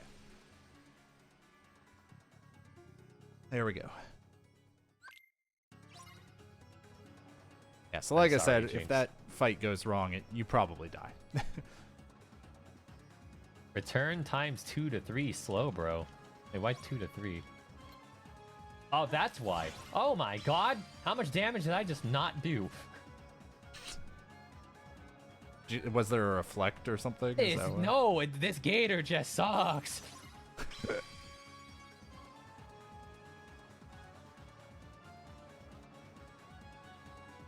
I'm still trying to think of like what a decent time to use a candy is, but I might honestly just save the candies until I have like 2 or 3 and then just throw them all in his face. Not a bad call. Though using it like a fight and a half ago actually might have been good.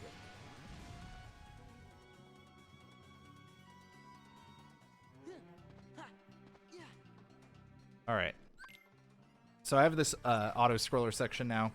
But the main thing I'm trying to do here is just kill everything because I want to hit level 30 before Genie Jafar. I'll get a strength increase, and that'll allow me to actually do a quick kill on him. So if anybody remembers from when they played this game that Genie Jafar has that move where he kind of like takes you into a dark dimension or something and throws a bunch of buildings at you. We call that his desperation move, and I ideally will never see that. And honestly, if I do see that, then I'm probably dead anyways, because after that, it's incredibly difficult to salvage the fight. But hopefully I can just kill him by dealing a lot of damage and knowing exactly when I need to like make my finishers land.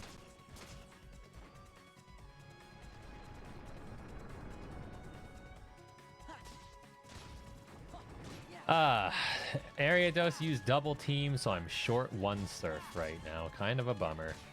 I gotta figure out where to compensate for that. Well, it's fine. It's at least it's not like, PowerPoint's management has been a problem this run or anything like that. Should be No, fine. not at all. I've been immaculate. It's not like I have an emergency ether for this exact situation. I think I can afford to miss 1. I think. I mean, you should have just bought 2 Ice Punch TMs. So that way, when you ran out of something, you could just teach Ice Punch again. That was actually a strat for like a really, really old like alternate main route run. But you can't do that anymore nowadays because it doesn't completely restore your power points. Really? Yeah, I think it's since Gen 5. Oh, okay. Oh, you're saying like in the newer games you can't do that anymore. Yeah, but in this one okay. you can. Yeah, I was going to say. All right, I'm going to switch around some items here. Nope, that's not where I go. That's where and save warp. All right. Now we're coming up on I have a level GDQ. 50 for Alligator now.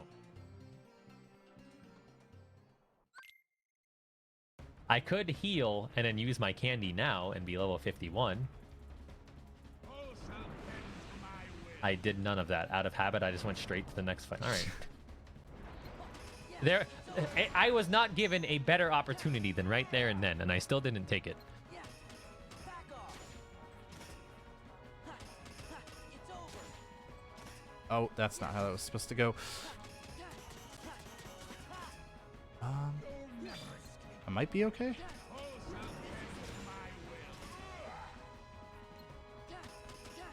this.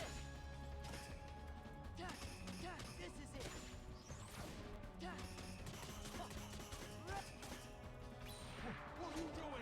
We might be okay. I don't know. This is going to be scary. Ideally, I want to kill him in this set of combos here. It's over. Yeah, this is it.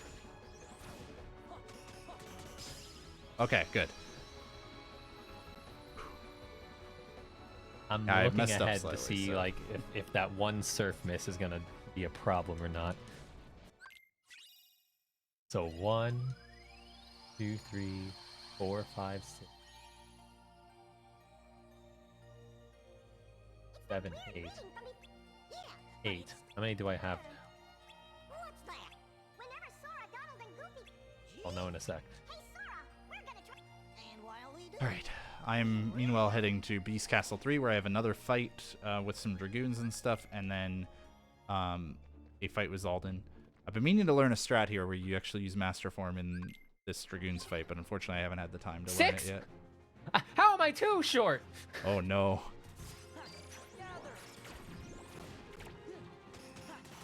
These notes are bad. Whoever wrote them should feel bad.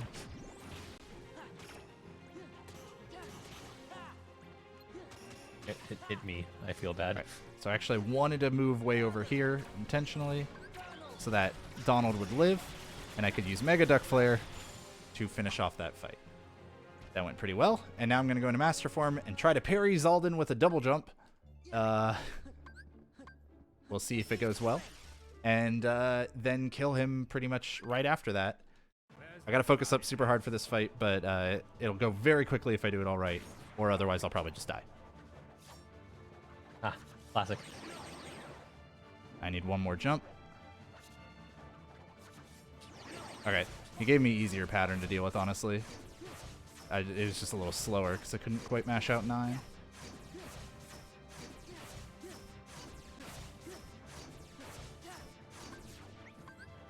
Okay, it should still use an attacking. So I purposely didn't heal before this fight, because if you are above 50% health, Umbreon has a high likelihood to use Sand Attack. So we entered the fight really low, so I was forced to attack. Which we really... Alright. That fight went well. Yeah, you can also skip his desperation move. By stun locking him with the Mega Duck Flare. I'm gonna go fight Riku. We're just really into a big boss rush after 1K, after 1,000 Heartless. This fight is deceptively more difficult than it you'd otherwise think it could be. All right, we're gonna use an X attack here. As stated in my notes, improv strats not tested. If only 2 surf, X attack and return. So I get to test it here. This is scary. And there's the death. I got really unlucky that he actually interrupted my attack there that was going to kill him. Because you don't actually deplete his health bar all the way to 0.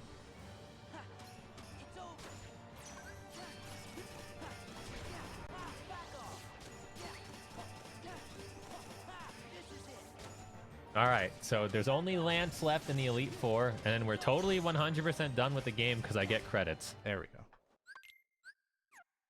There definitely isn't more to the game.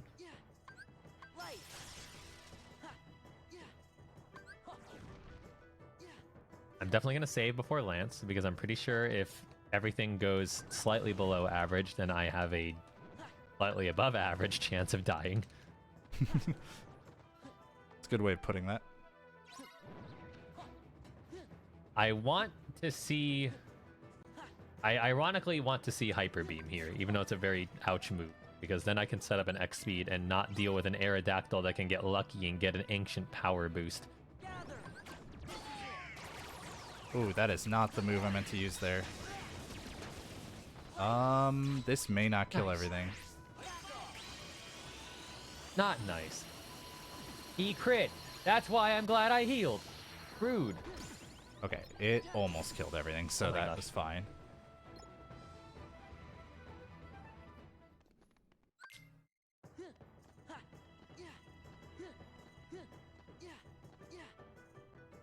This fight did not go nice. Not so far. He hyper beamed again. If you crit again, I swear. Okay, good.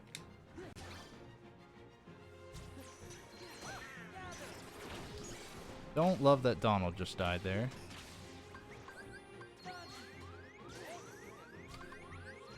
Is that the first time all game that my attack has been higher than my defense? That's fun.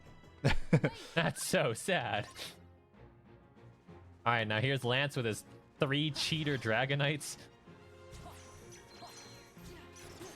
That's not what I meant to do. Please, everything die.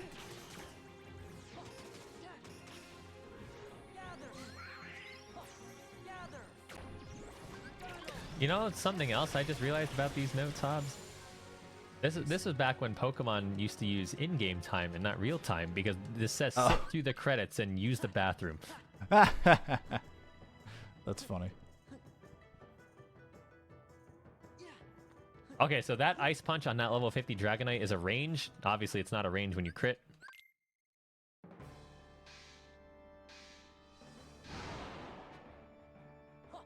And that X speed helps us outspeed this Aerodactyl. Like I said, it has Ancient Power. It has a 10% chance to boost all of its stats at the same time. And then it doesn't die. And then you cry. I have died to this fight twice. And both times I was in absolute shock. I'm summoning Stitch here just to get him to refill my MP and also to keep my party members out of the way briefly. Because I want Donald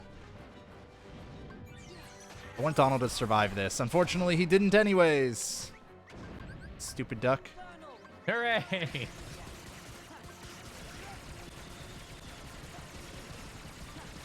Alright, so that's Lance down. I gotta go through a bunch of text. Then we reset the game. And then we enter Kanto. And do 8 more gyms. Oh, Donald died again. Ah. Alright, so that was kind of slow. But I am really bad at getting the quick kill on that fight, so I don't really know how to do it. Oops. And now I'm going into my final gummy mission. Ooh, the final one of the run, so I will be standing up and stretching again for the first minute or so of it. So we are heading to Twilight Town 3.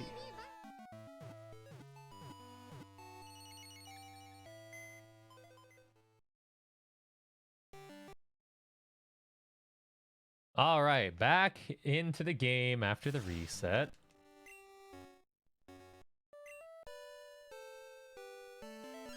All right, so I'm going to stand up and call stretch us at and the give us the beginning of ticket.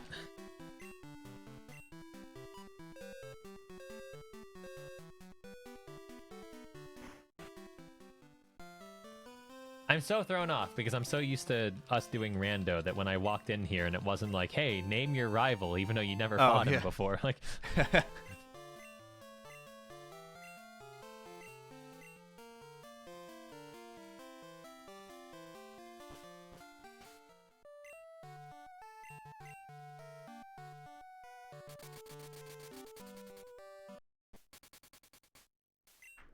right, we're making our way to the boat. The boat has one required fight, and the funny thing about that fight, it's one of 3 fights that you are allowed to lose and still advance. You can lose the first rival fight, you can lose the fight. I thought it was 2. Yeah, no, it's 3. Remember way so, back when I said... yeah, so it's rival 1 that you can lose to.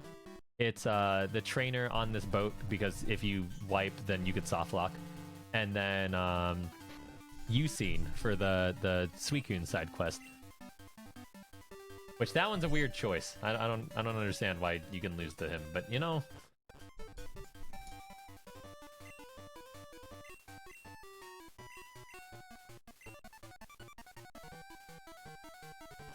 Also, Kanto has like some of the best music in the game, so this is gonna be a fun like hour.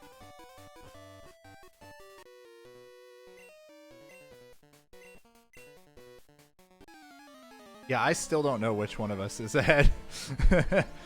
I don't think we're gonna know until the very end. Kanto's about like 55 minutes to an hour or something Yeah, like that. so unless I it goes think if bad. if everything goes really well for me, I think I'm definitely ahead. But it's very unlikely that it's all going to go very well for me Yeah, because I'm sure, heading into the yeah. hardest fights in the game. Mm-hmm. Also, this is Sailor Stanley without an E. Sailor Stan LY. Yeah, just Stanley without the E. You know, I stand Stanley. Hey, you can lose to him in brutal fashion in a rando, and you'll still be able to advance the game. So you know what? I stand Stanley too. Good enough reason for me. Yeah.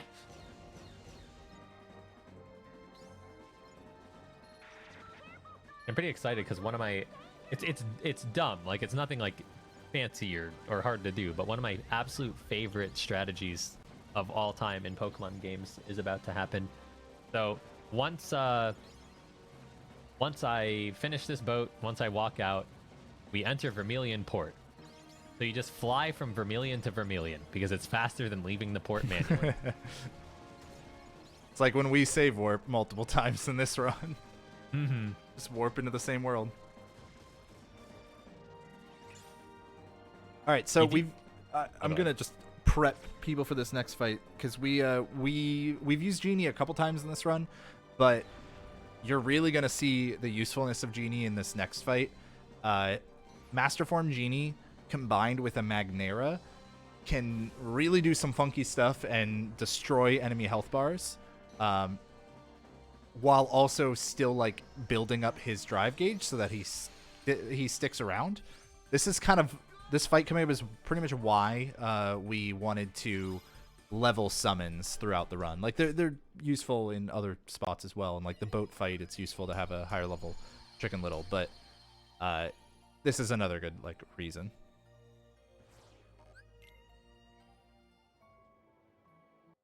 We're gonna just completely ignore a bunch of these cities because we're starting a power plant side quest here. Well, not a side quest, but it's absolutely required. But you Yeah. get what I mean. Also, the one thing that kind of can go wrong in this fight is Mickey can kind of mess things up for you, because you are fighting alongside Mickey here, which is cool. Except I wish it never happened. Casually, it's cool, but you know, in a speedrun, it's really a nightmare.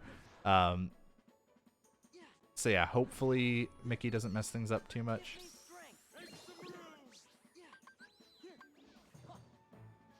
So we switch. YOLO Genie first to pass Master. on Heidi. Pause buffer and super repel second pass. Oh. All right, here we go. Magnets and Master Genie Arcana limits.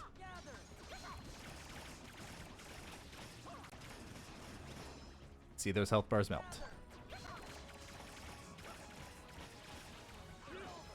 Oops, I did not mean to use the triangle press there. That's fine.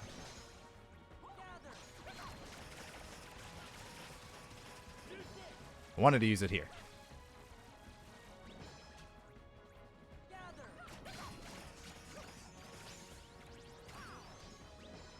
No! All right, well, you have to pass her 4 times. I didn't even make it to number 2. Okay. that was How great. many spinners am I gonna hit?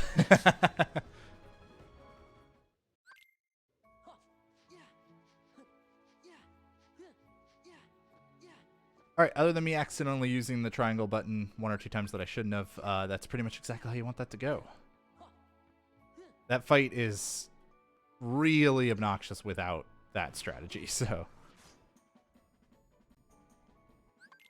All right, well, the good news is I don't have to slow down for her ever again. So, you know, silver lining, I guess. Also, it's not like extra experience on this Totodile is a bad thing. Oops. I jumped there, that's fine. Alright, now we're going to do a vicinity break, into a reflect, into a magnet, into a finishing leap, land on the ground, use a fire, summon, or use duck flare rather, and that should finish everything off. And now we go into an Axel team-up fight, and just like the Mickey team-up fight, our partner in this fight can kind of mess things up. Or you can make them go really, really fast. So we're going to try to hug Axel as much as possible and hope he uses good moves. He already used one bad move. And he already used it a second time now. Oh no, this is bad. This is like actually really He's bad. making up for the fact that I hit a spinner, you see. Used it a third time. Yeah, this is actually like a really bad fight right now.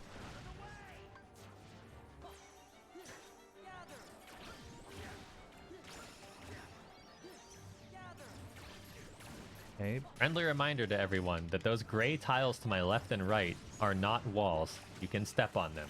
That will be relevant later. Also, Hobbs learned Still blows my mind. that. I'm kind of sad that I ended up, you know, learning that from you because it meant you knew what to say to Spike when he was like, what's going on?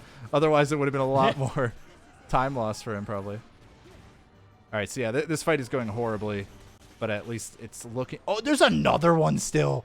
How are you still... Oh, how is this fight still Horribly happening? indeed.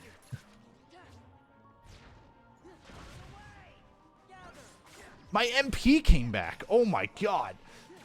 That's how long this fight has been happening. Oh my god. That was terrible. I think I lost like 30 seconds on that fight. The Axel being a jerk. But now we're heading into probably the hardest strat in the run and, in my opinion, the coolest, which is the Roxas fight. Hopefully I can do this first try, but we'll see. It is really tough. There's going to be a lot of reflecting, some limit form, some magnets, some Trinity limits. It's a whole bunch of stuff. So here we go.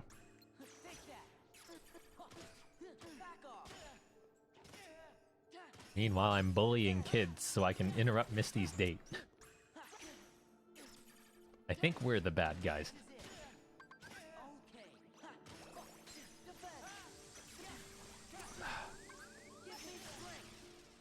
Not a great start, but salvageable potentially.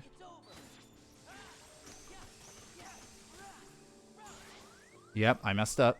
All right, I'm just gonna take the death because I don't think I would have survived after that. That's fine. I clearly just wanted to show everybody what it looks like when you do it correctly. Yeah. You want to show what goes wrong, and then you want to show what goes right. Mm-hmm. This Nugget Bridge segment has been spam the same move in the fight. Like, I'm not at anything exciting yet. Gotta get past the fluff.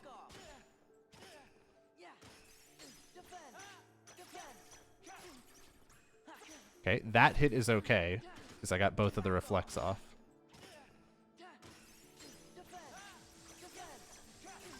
That hit is also okay. So far, we have all the damage we need.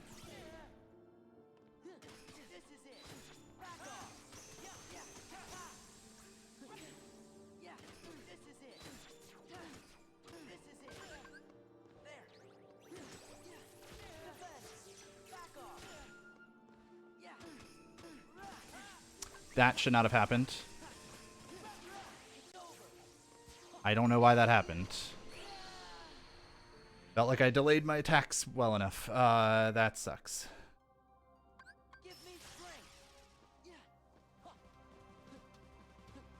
I could have tried to salvage that fight, but with no drive and no MP, I don't think I would have been able to, so...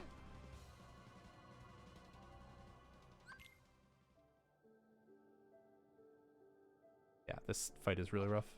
Strat.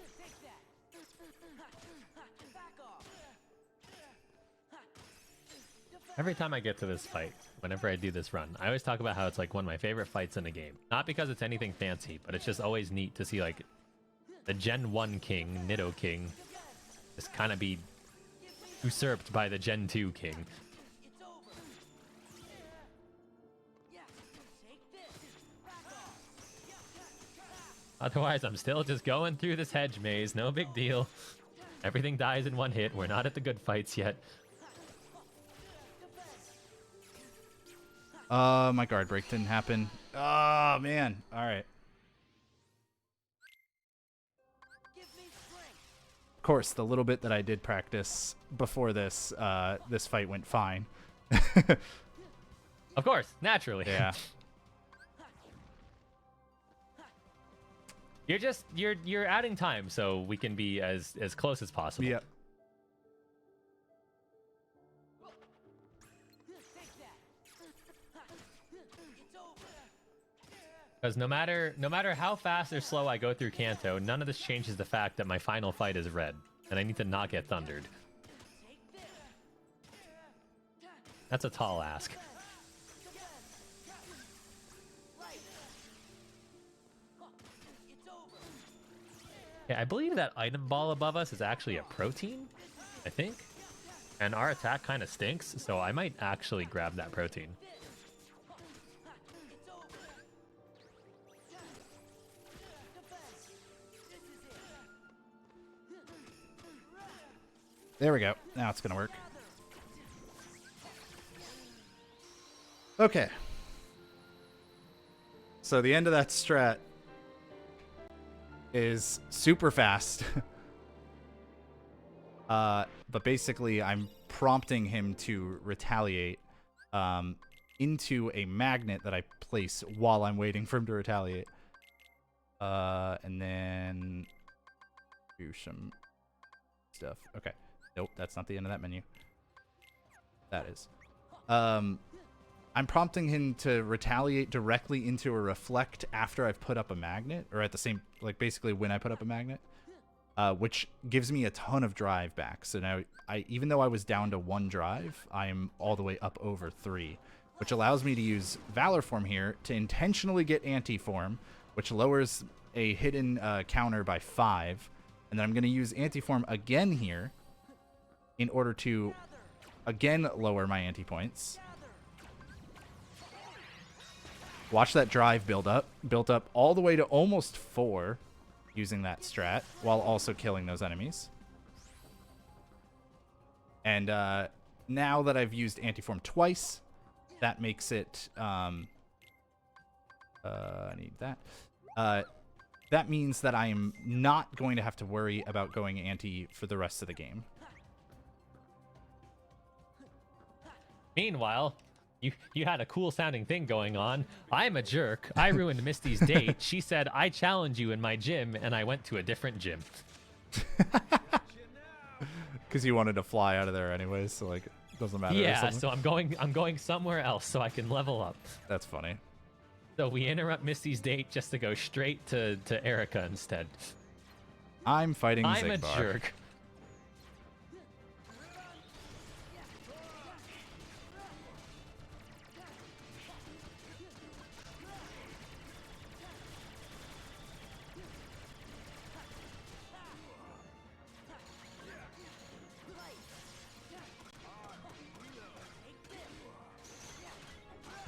Boy. Yeah, this gym actually has a bunch of trainers you have to fight. I think it's 3. Oh, that's not good.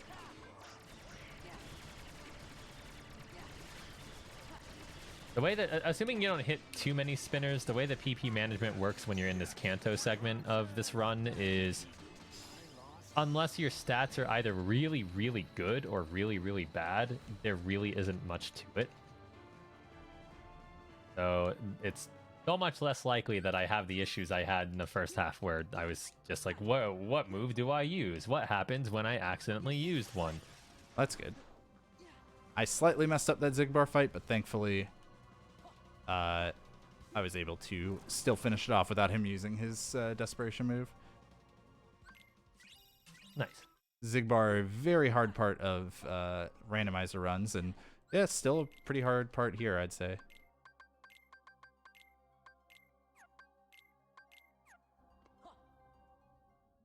And now I'm heading into Luxor. I'm you know, I'm gonna be a broken record if I say for every single one of these fights is difficult.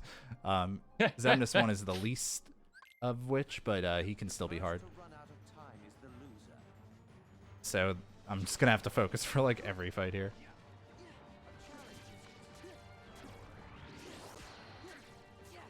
All right, all the trainers are down. Next up is Erica.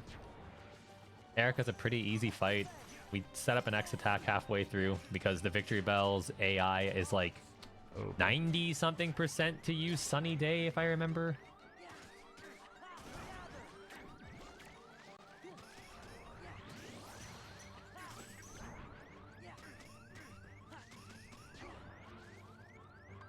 Okay, I had to bail out of there and stop looping the boss because I was too low health. Chance it.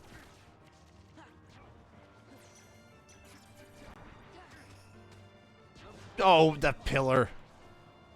I hit a pillar. Sad.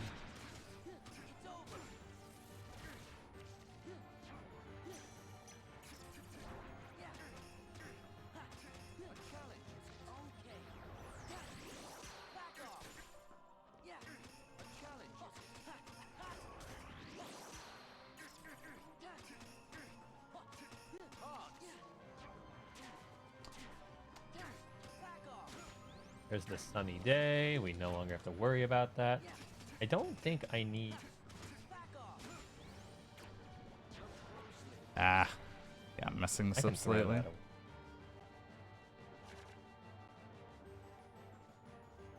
Next time I menu, I'm going to throw away that X special because it's just taking up an inventory slot and it's making it harder to scroll to what I want.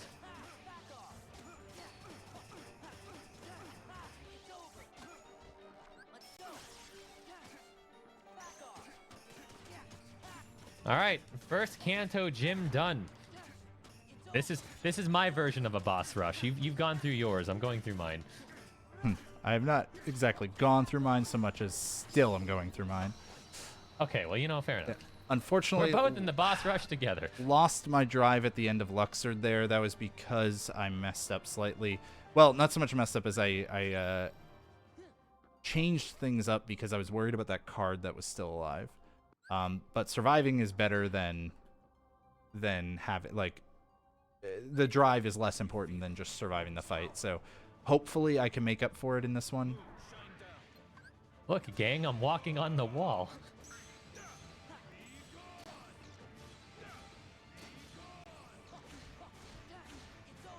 Okay, nothing can really go wrong against Misty. I think the only bad thing that can happen is I don't kill the Lapras in one shot. From there, it's a PP management problem, though not too bad. And then also there's the slightest chance that we get frozen. Which we have ways around that. Ouch. That was rude.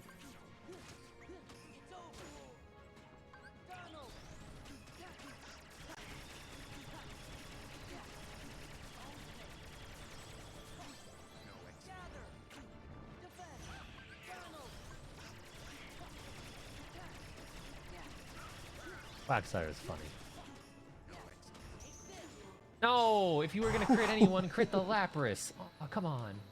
Okay, I forgot how to do the backup strat with Wisdom, improvised something, and made it work to the exact amount of health. Nice. He was about to DM. I did not build my drive all the way up to 3, which is something I would have liked to do there, but I can fix that right here without too much issue. All right. Yep. I had to use 2 returns on Lapras, so I just got to remember. Wait. Am I out of potions? I am out of potions. Is it hour 3 yet? Take Riku's potions. Yeah, it is. Ha! The Ether of Legend. So I meant to use a Trinity there, but I will use Duck Flare. That is fine.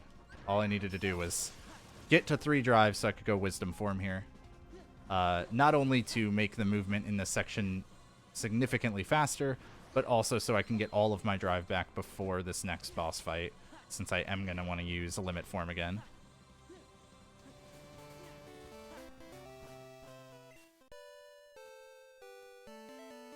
Believe it, I'm gonna get to use that ether.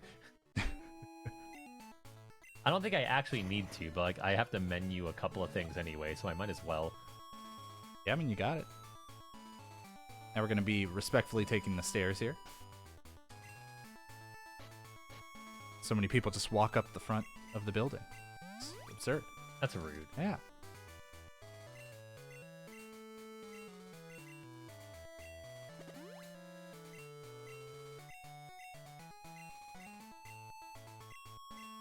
And now this is definitely did the a bunch of easiest menu. of the bosses here, but it can still be difficult, and you could definitely still easily die to it too.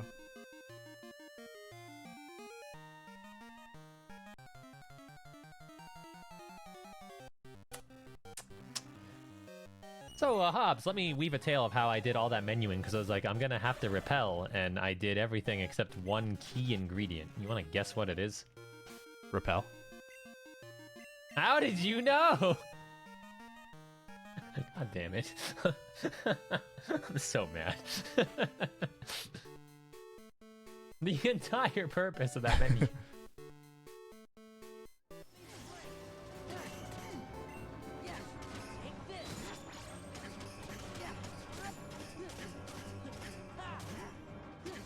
He might...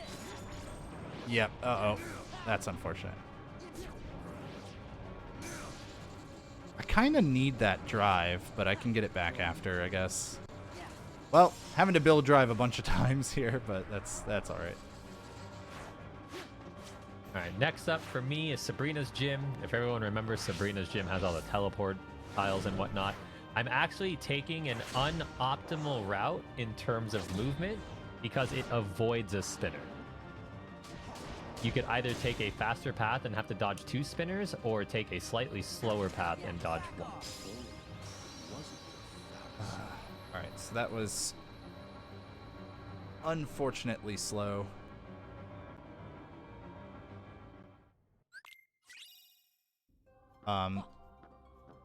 It was slow, and I was trying to skip that second building RC, but I messed up and threw an extra hit in because I was mixing it up with the Luxord strat.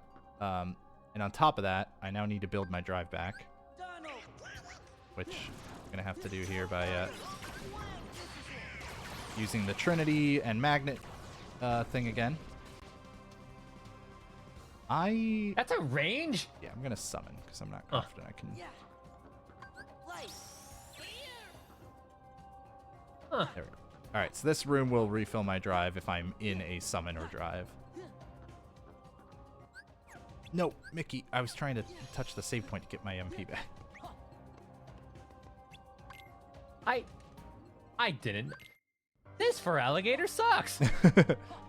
I didn't know that could live. Huh. Alright. Man, that got really dicey at the end there, but it's okay. Good thing I used the ether, because that's 2 extra returns at this point. Live?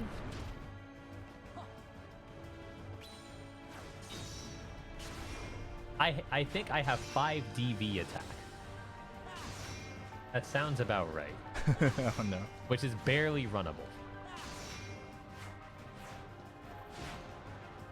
Alright, right after this part is another one of my favorite fights in the run, called the, core fight. The reason I needed my drive is that I'm going to use Master Form at the beginning of it. There's this big wall that you have to deal damage to, and as you deal damage to it, waves of enemies will spawn, 2 different waves over time. And if you use Master Form Magnet, it turns out that you can get the first wave of enemies to spawn faster. So we're literally using it just for that, but then we're going to fill our drive multiple times in this fight. So keep an eye on the drive gauge in the bottom right throughout this fight, and just watch how many times we refill it. We're also going to be using Genie and Trinity Limit. A lot of tools used in this fight.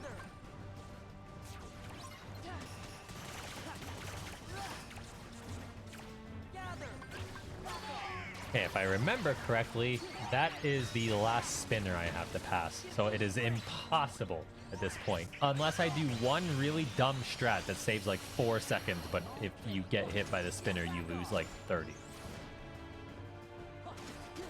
I might do it anyway. Of course you will. Of course I will. That dumb strat was named after me because it was a bad run and I just wanted it over with, and it saves time and I'm upset about it still.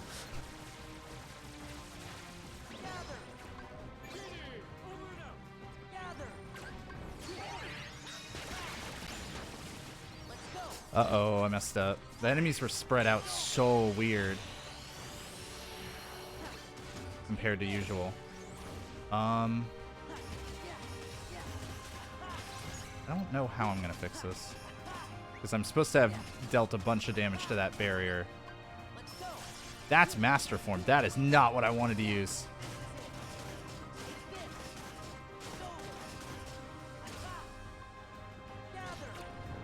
Okay, this fight might weird. seem like it's a scary and terrible fight for Alligator because it is Lieutenant Surge, you know, the electric specialist, but everything dies in one hit. It's like being over-leveled's a good thing or something. Okay, I think I'm gonna wait out this MP bar because I was supposed to get all the way back to 3 drive, but I accidentally went Master Form. Alright. Let's see if we can do this fight right.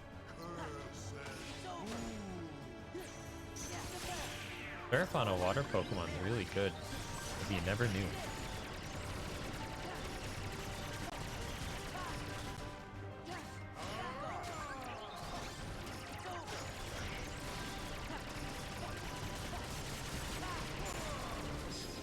Oh my god, that fight went great. Okay.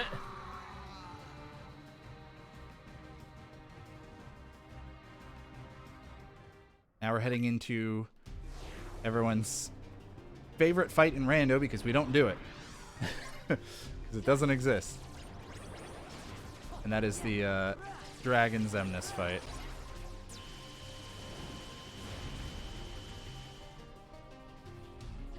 And Dragon Xemnas already? Yeah.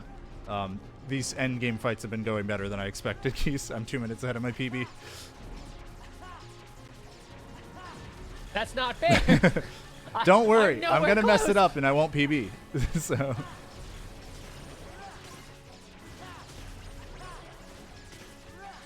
PB.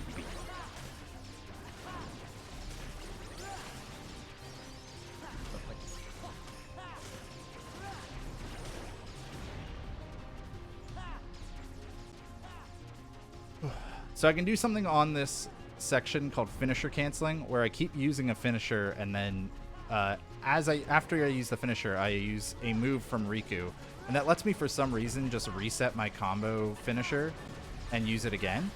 You can actually do it with the regular combo as well, and it's the same thing we were doing with Genie back in the Grim Reaper 2 fight and for a part on that core fight. That to let me use more horizontal slashes in an air combo than I should normally be able to otherwise. It's super cool. Neat tech. I don't know if he's the one who discovered it or not, but the first person I saw use it was a Rio piece.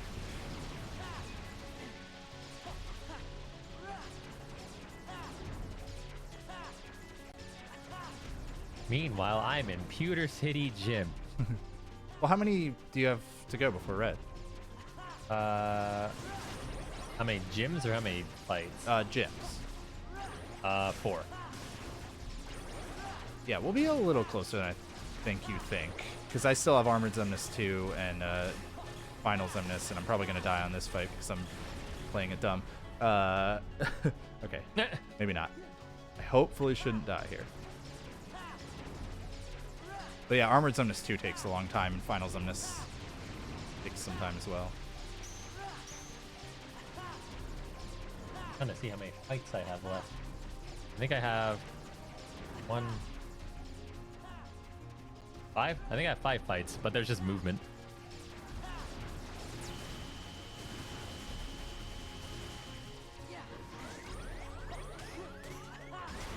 Okay, whew. Thought I was gonna die at the end there. A little scary.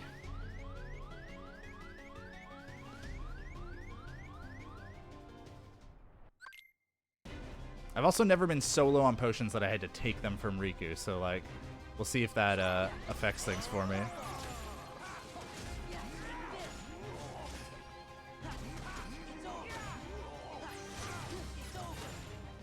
I'm still trying to figure out when I should use my candy.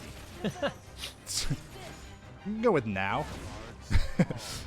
Protect! You jerk! Okay, I have to ice punch the Onyx. No big deal. Alright, so this fight has 3 phases. I've completed the first phase. In the second phase, he'll knock me back again. And then we'll have the third one. MP management is kind of a big deal for the end of this fight.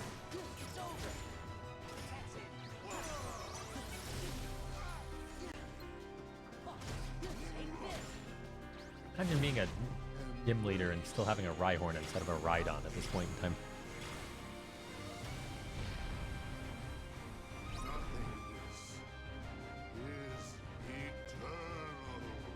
Oh, there we go. If anybody's wondering how I just realized gliding and I stuff. sounded like Brock. Huh? I sounded like Brock earlier because he was like your attacks like out damaged my rock solid defense or something, and that was me at the beginning. Like, I won't die. I'm bulky. Yeah, you were like that.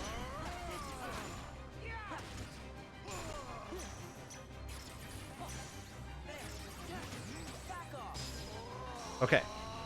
Going into Final Zemnis now. But this fight is pretty difficult. Especially with the dumb strat I'm going to do. Anger and hate are supreme.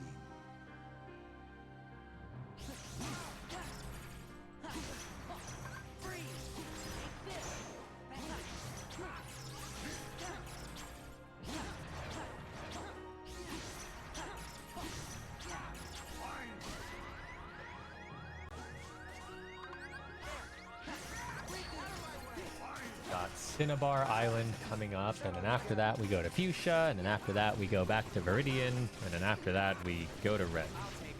I want to say I got like 10 minutes left. Maybe 15.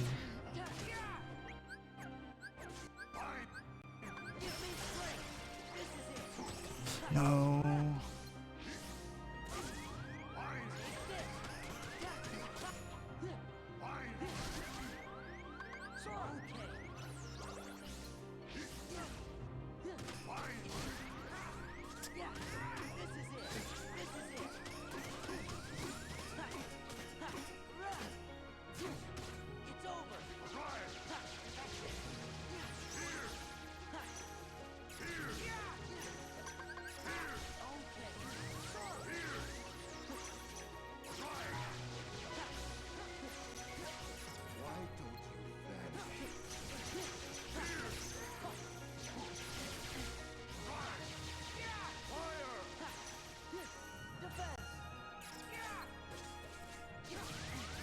I did not go for the YOLO.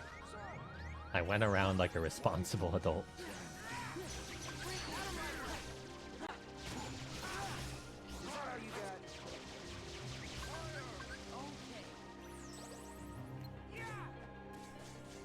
You better have burn heal. Yeah, there was no way I was going to be able to skip that without MP. Yeah, this has become very weird because things went off the rails. But I think I should be fine.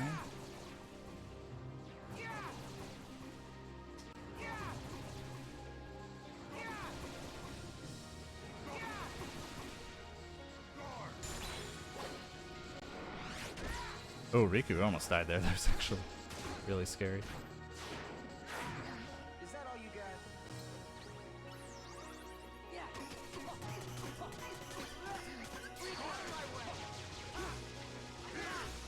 Is that all you got?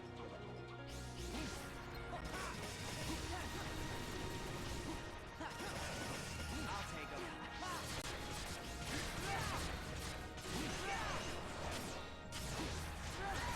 All right, so that's Okay. Blaine. Oh, I did it. All right.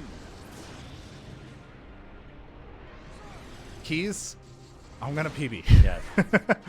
Nice. I'm sorry that it wasn't as close as we were hoping, but man, have I That's been wanting a okay. PB in this game for like 3 months now, and I haven't had time to do runs for the last like month or so. But before that, I just kept not getting it. Ooh, Congrats on the PB. thank you.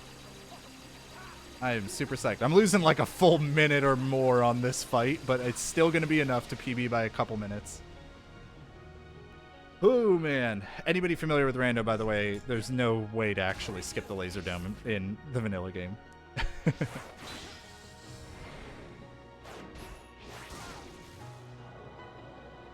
I have 3 fights left, 2 of which are hard. Yeah. This still ended up pretty close, all things Yeah, like considered. it's only gonna be like a 10-minute difference, Yeah, I think. in 2 3.5-hour long RPGs that we were both rusty in. The hardest thing Yeah. to possibly estimate. I think you still would have pulled it out in the end, but I think I would have been closer. I know I would have been closer if I didn't hit like, I don't know, like 6 spinners. It's a million optionals and also forgotten the whirlpool thing. That probably cost you, honestly, a really big chunk of time. Stupid whirlpool. 3:22:25. I didn't call a time. I'm sorry, Richard. I know you know where it is, so I tend to forget. 3:22:25 is what I got on my timer. Oh, man. My heart was starting to pound when I was getting to the end there, and I was like, oh, I could still pull out a PB here. I wouldn't be too sure of that. I'm so happy. I've been wanting that PB for so long. It's not even like much better than my old one, but it's the best I've ever done, and that's all you can ask for from yourself. Oh. Meanwhile, my run of this was like done like I can't. 8 minutes ago. It's not over. It's just not. Yeah, but you had world record in the past. I'm still like 40 minutes away from world record, or 35 minutes away or How something. can you say that? It's absurd, Even if we the could go on. the gap in Kingdom Hearts Where we 2 are. speedrunning Mhm. Come at on, like near Riku. the top and stuff. It's You've just been hanging out in darkness too long. it's a very hard speed game. You gotta try and think positive. That's an awkward place for my repel to wear out. Sora. All right, 2 more fights. I got blue and then red. Yes, kill That's it. Got it. Blue can be hard, but usually isn't. And then red is red. I mean, red has a Pikachu Yeah. with Thunder as a lead, Yeah. so it's like Red's just what kinda- I've noticed is red either goes perfect or you have to reset like 3 times. Right. There doesn't seem to ever be like a There's middle there's no in between. There's never resetting just once. Is it does he have like good AI in the sense that like he will use Thunder on you most likely, or and you're just hoping for mischance, or is it something else? So his AI prefers Charm for some reason. Oh. Even if you have guard spec up, which would stop Charm entirely. Right. But turn 2 is like, what is it, like 75% to use Thunder or something like that? So turn 2 is like the most deadly. I don't remember. Does Charm have the like attraction thing, or is it cut at attack? I'm kind of mixing It's up cut some of attack and it's cut attack by 2 stages. Okay, so you're So it's not really bad. really planning on using a lot of return, I'm guessing, or are you just kind of hoping that a charm doesn't happen? You set up on the Pikachu because Oh, as fair enough. terrifying as it sounds, that's the best thing to set up on. That's true. That's a good point. So that way, like you can compensate with some additional X items if you need to, right? Yeah, and it looks like my count should be fine. I have an extra X accuracy for some reason. Don't know why. It's for that like smoke screen that's gonna Yeah, the show smoke up screen out of from the nowhere. Mist Thunder. Snorlax's gonna roll over and just like a cloud of like stink is gonna come over and just prevent you from being able to attack. Okay, Executor's health stopped at 1. That's the second time in this attempt that like something that I needed to die died, but just because it like slowed down at the 1 to make me feel bad.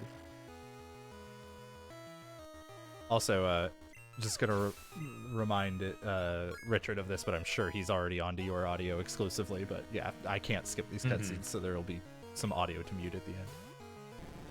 But I am sure it's on you anyways. Alakazam gonna go down like a chump.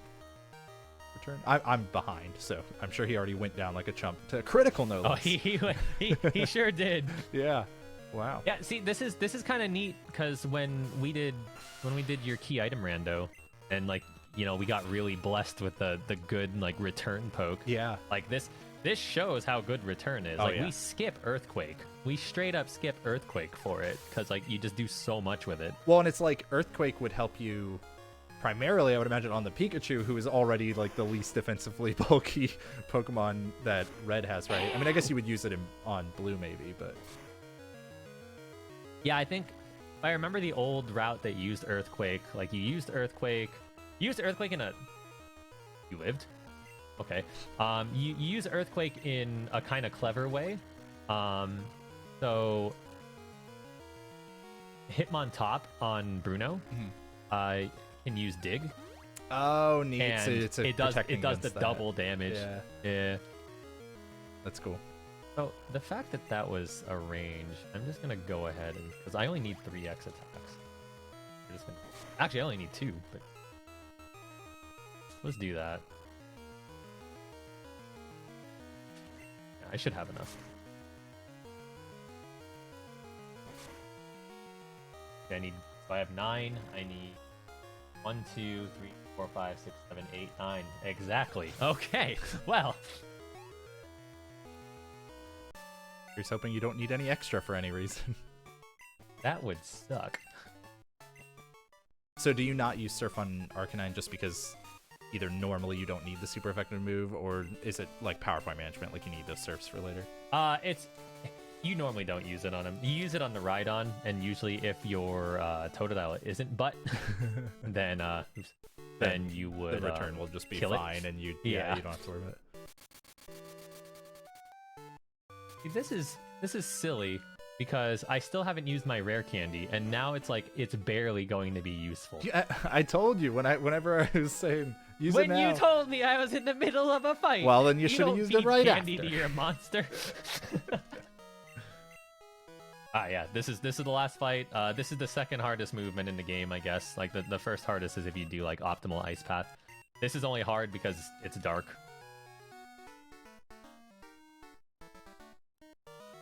I forgot you have to go back to Oak. I was like, Yeah. why are you here? He gives you permission to enter that one area. I'll use the rare candy in the next menu, I promise. The last menu I can do.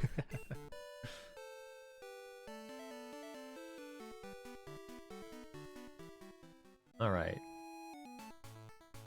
Yeah, it's kind of silly, because like even if you have all the badges, you need Oak's permission to go to Mount Silver. It kind of makes sense, but at the same time, it unfortunate time loss, because you have to talk to him.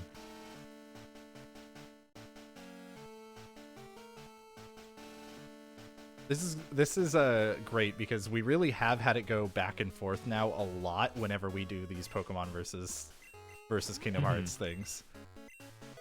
Okay. Okay. Fine. Eat my input. See if I care. You jerk. I'm so confused. So, you'll see. Repel's effect wore off, yeah. Figured that was happening.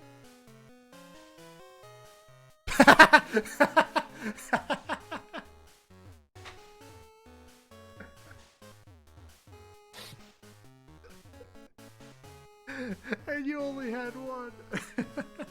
I'm so mad. It ate my input. I pressed up and it said, no, you didn't. Come on. I was finally going to use that candy. Oh, my down input in general is just like, no. That bad. It was the up input that didn't work. Why'd my down input get crunchy? For anybody who didn't Alright, so catch it, by the way, the rare candy got used on Kenya, the level 10 bird, and not on the level 61 for Yeah. alligator. Yeah. I want your Kenya to show up and save the day now. Survive one hit Oh. from something now because of that one level. Well, Not gonna happen against the level 81 That's or a- whatever the Pikachu is, but that's not a good start. I can either hope for a miss, or the faster option is probably just resetting. Because now it's thunder locked. Like, it just locked into doing thunder because it hit 1. Oh, wow. So until really? it It'll just keep doing until it misses. Yeah, you got Oh. 30% chance Okay, of a miss, well, right? There you go. I missed. Very Yeah, good. easy. There. Now it's using charm like an idiot.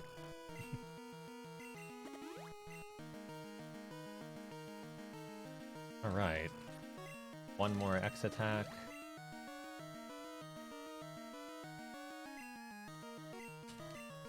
So this should be a win. Snorlax is technically a range. That might have been canceled if I had, I don't know, used my candy. I figured you were just going to use another X attack or something to compensate. I could have, but like if the Pikachu hits Thunder again, I don't Yeah. have enough healing items to stall him out. And then once he's out of Thunders, he defaults to Thunderbolt, so you're just even never... worse. Yeah. To it, Yeah. in some ways.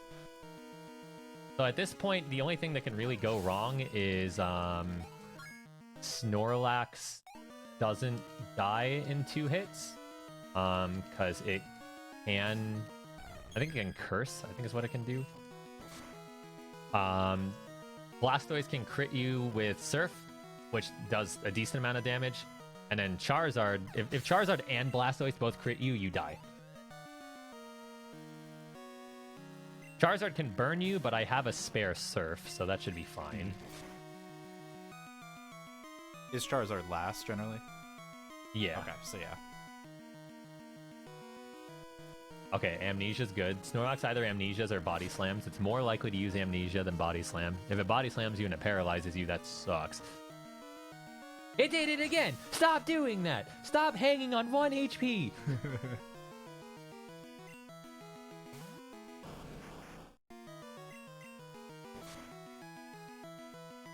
Yeah, so one of the big reasons that you want to try and keep a Surf, and why we were keeping it instead of using it on Arcanine, oh, hey, you know that crit Surf I told you about? Uh-oh.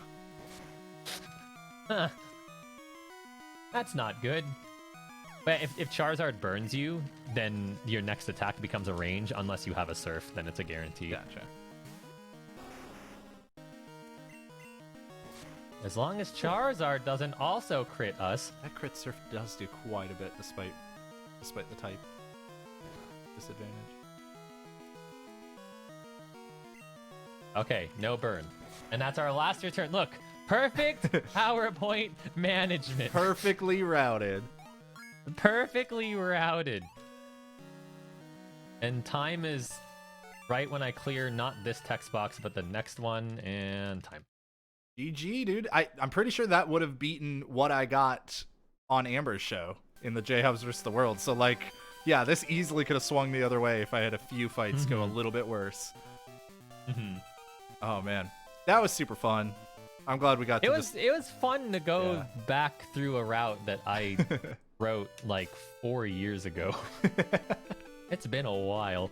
I'm glad we got to just kind of like hang out for our last episode of the second step, kind of, like slash just really the I would say the last episode of 2021, but obviously we're a couple days into 2022 here, but that's what it feels like for us because we're going into the break for AGDQ. So after AGDQ, everybody, which again starts this Sunday, we will be having the first step come back with a normal season.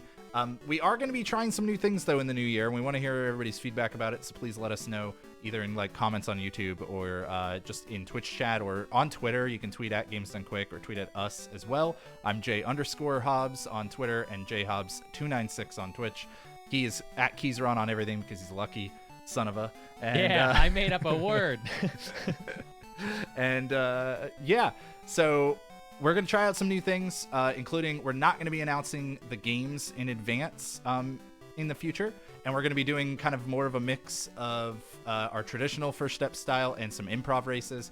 Get excited. We wanted to mix things up in 2022, but we will be looking for your feedback on how everybody enjoys it. And yeah, thanks for watching. Be sure to watch the pre-show at AGDQ because it should be a good one. It's great. Yeah. And you'll Pretty see fun. our dumb faces throughout the week anyway, so, you know, we'll miss you. I'm sure you'll miss the show, but you're not really going to miss us that much, I promise.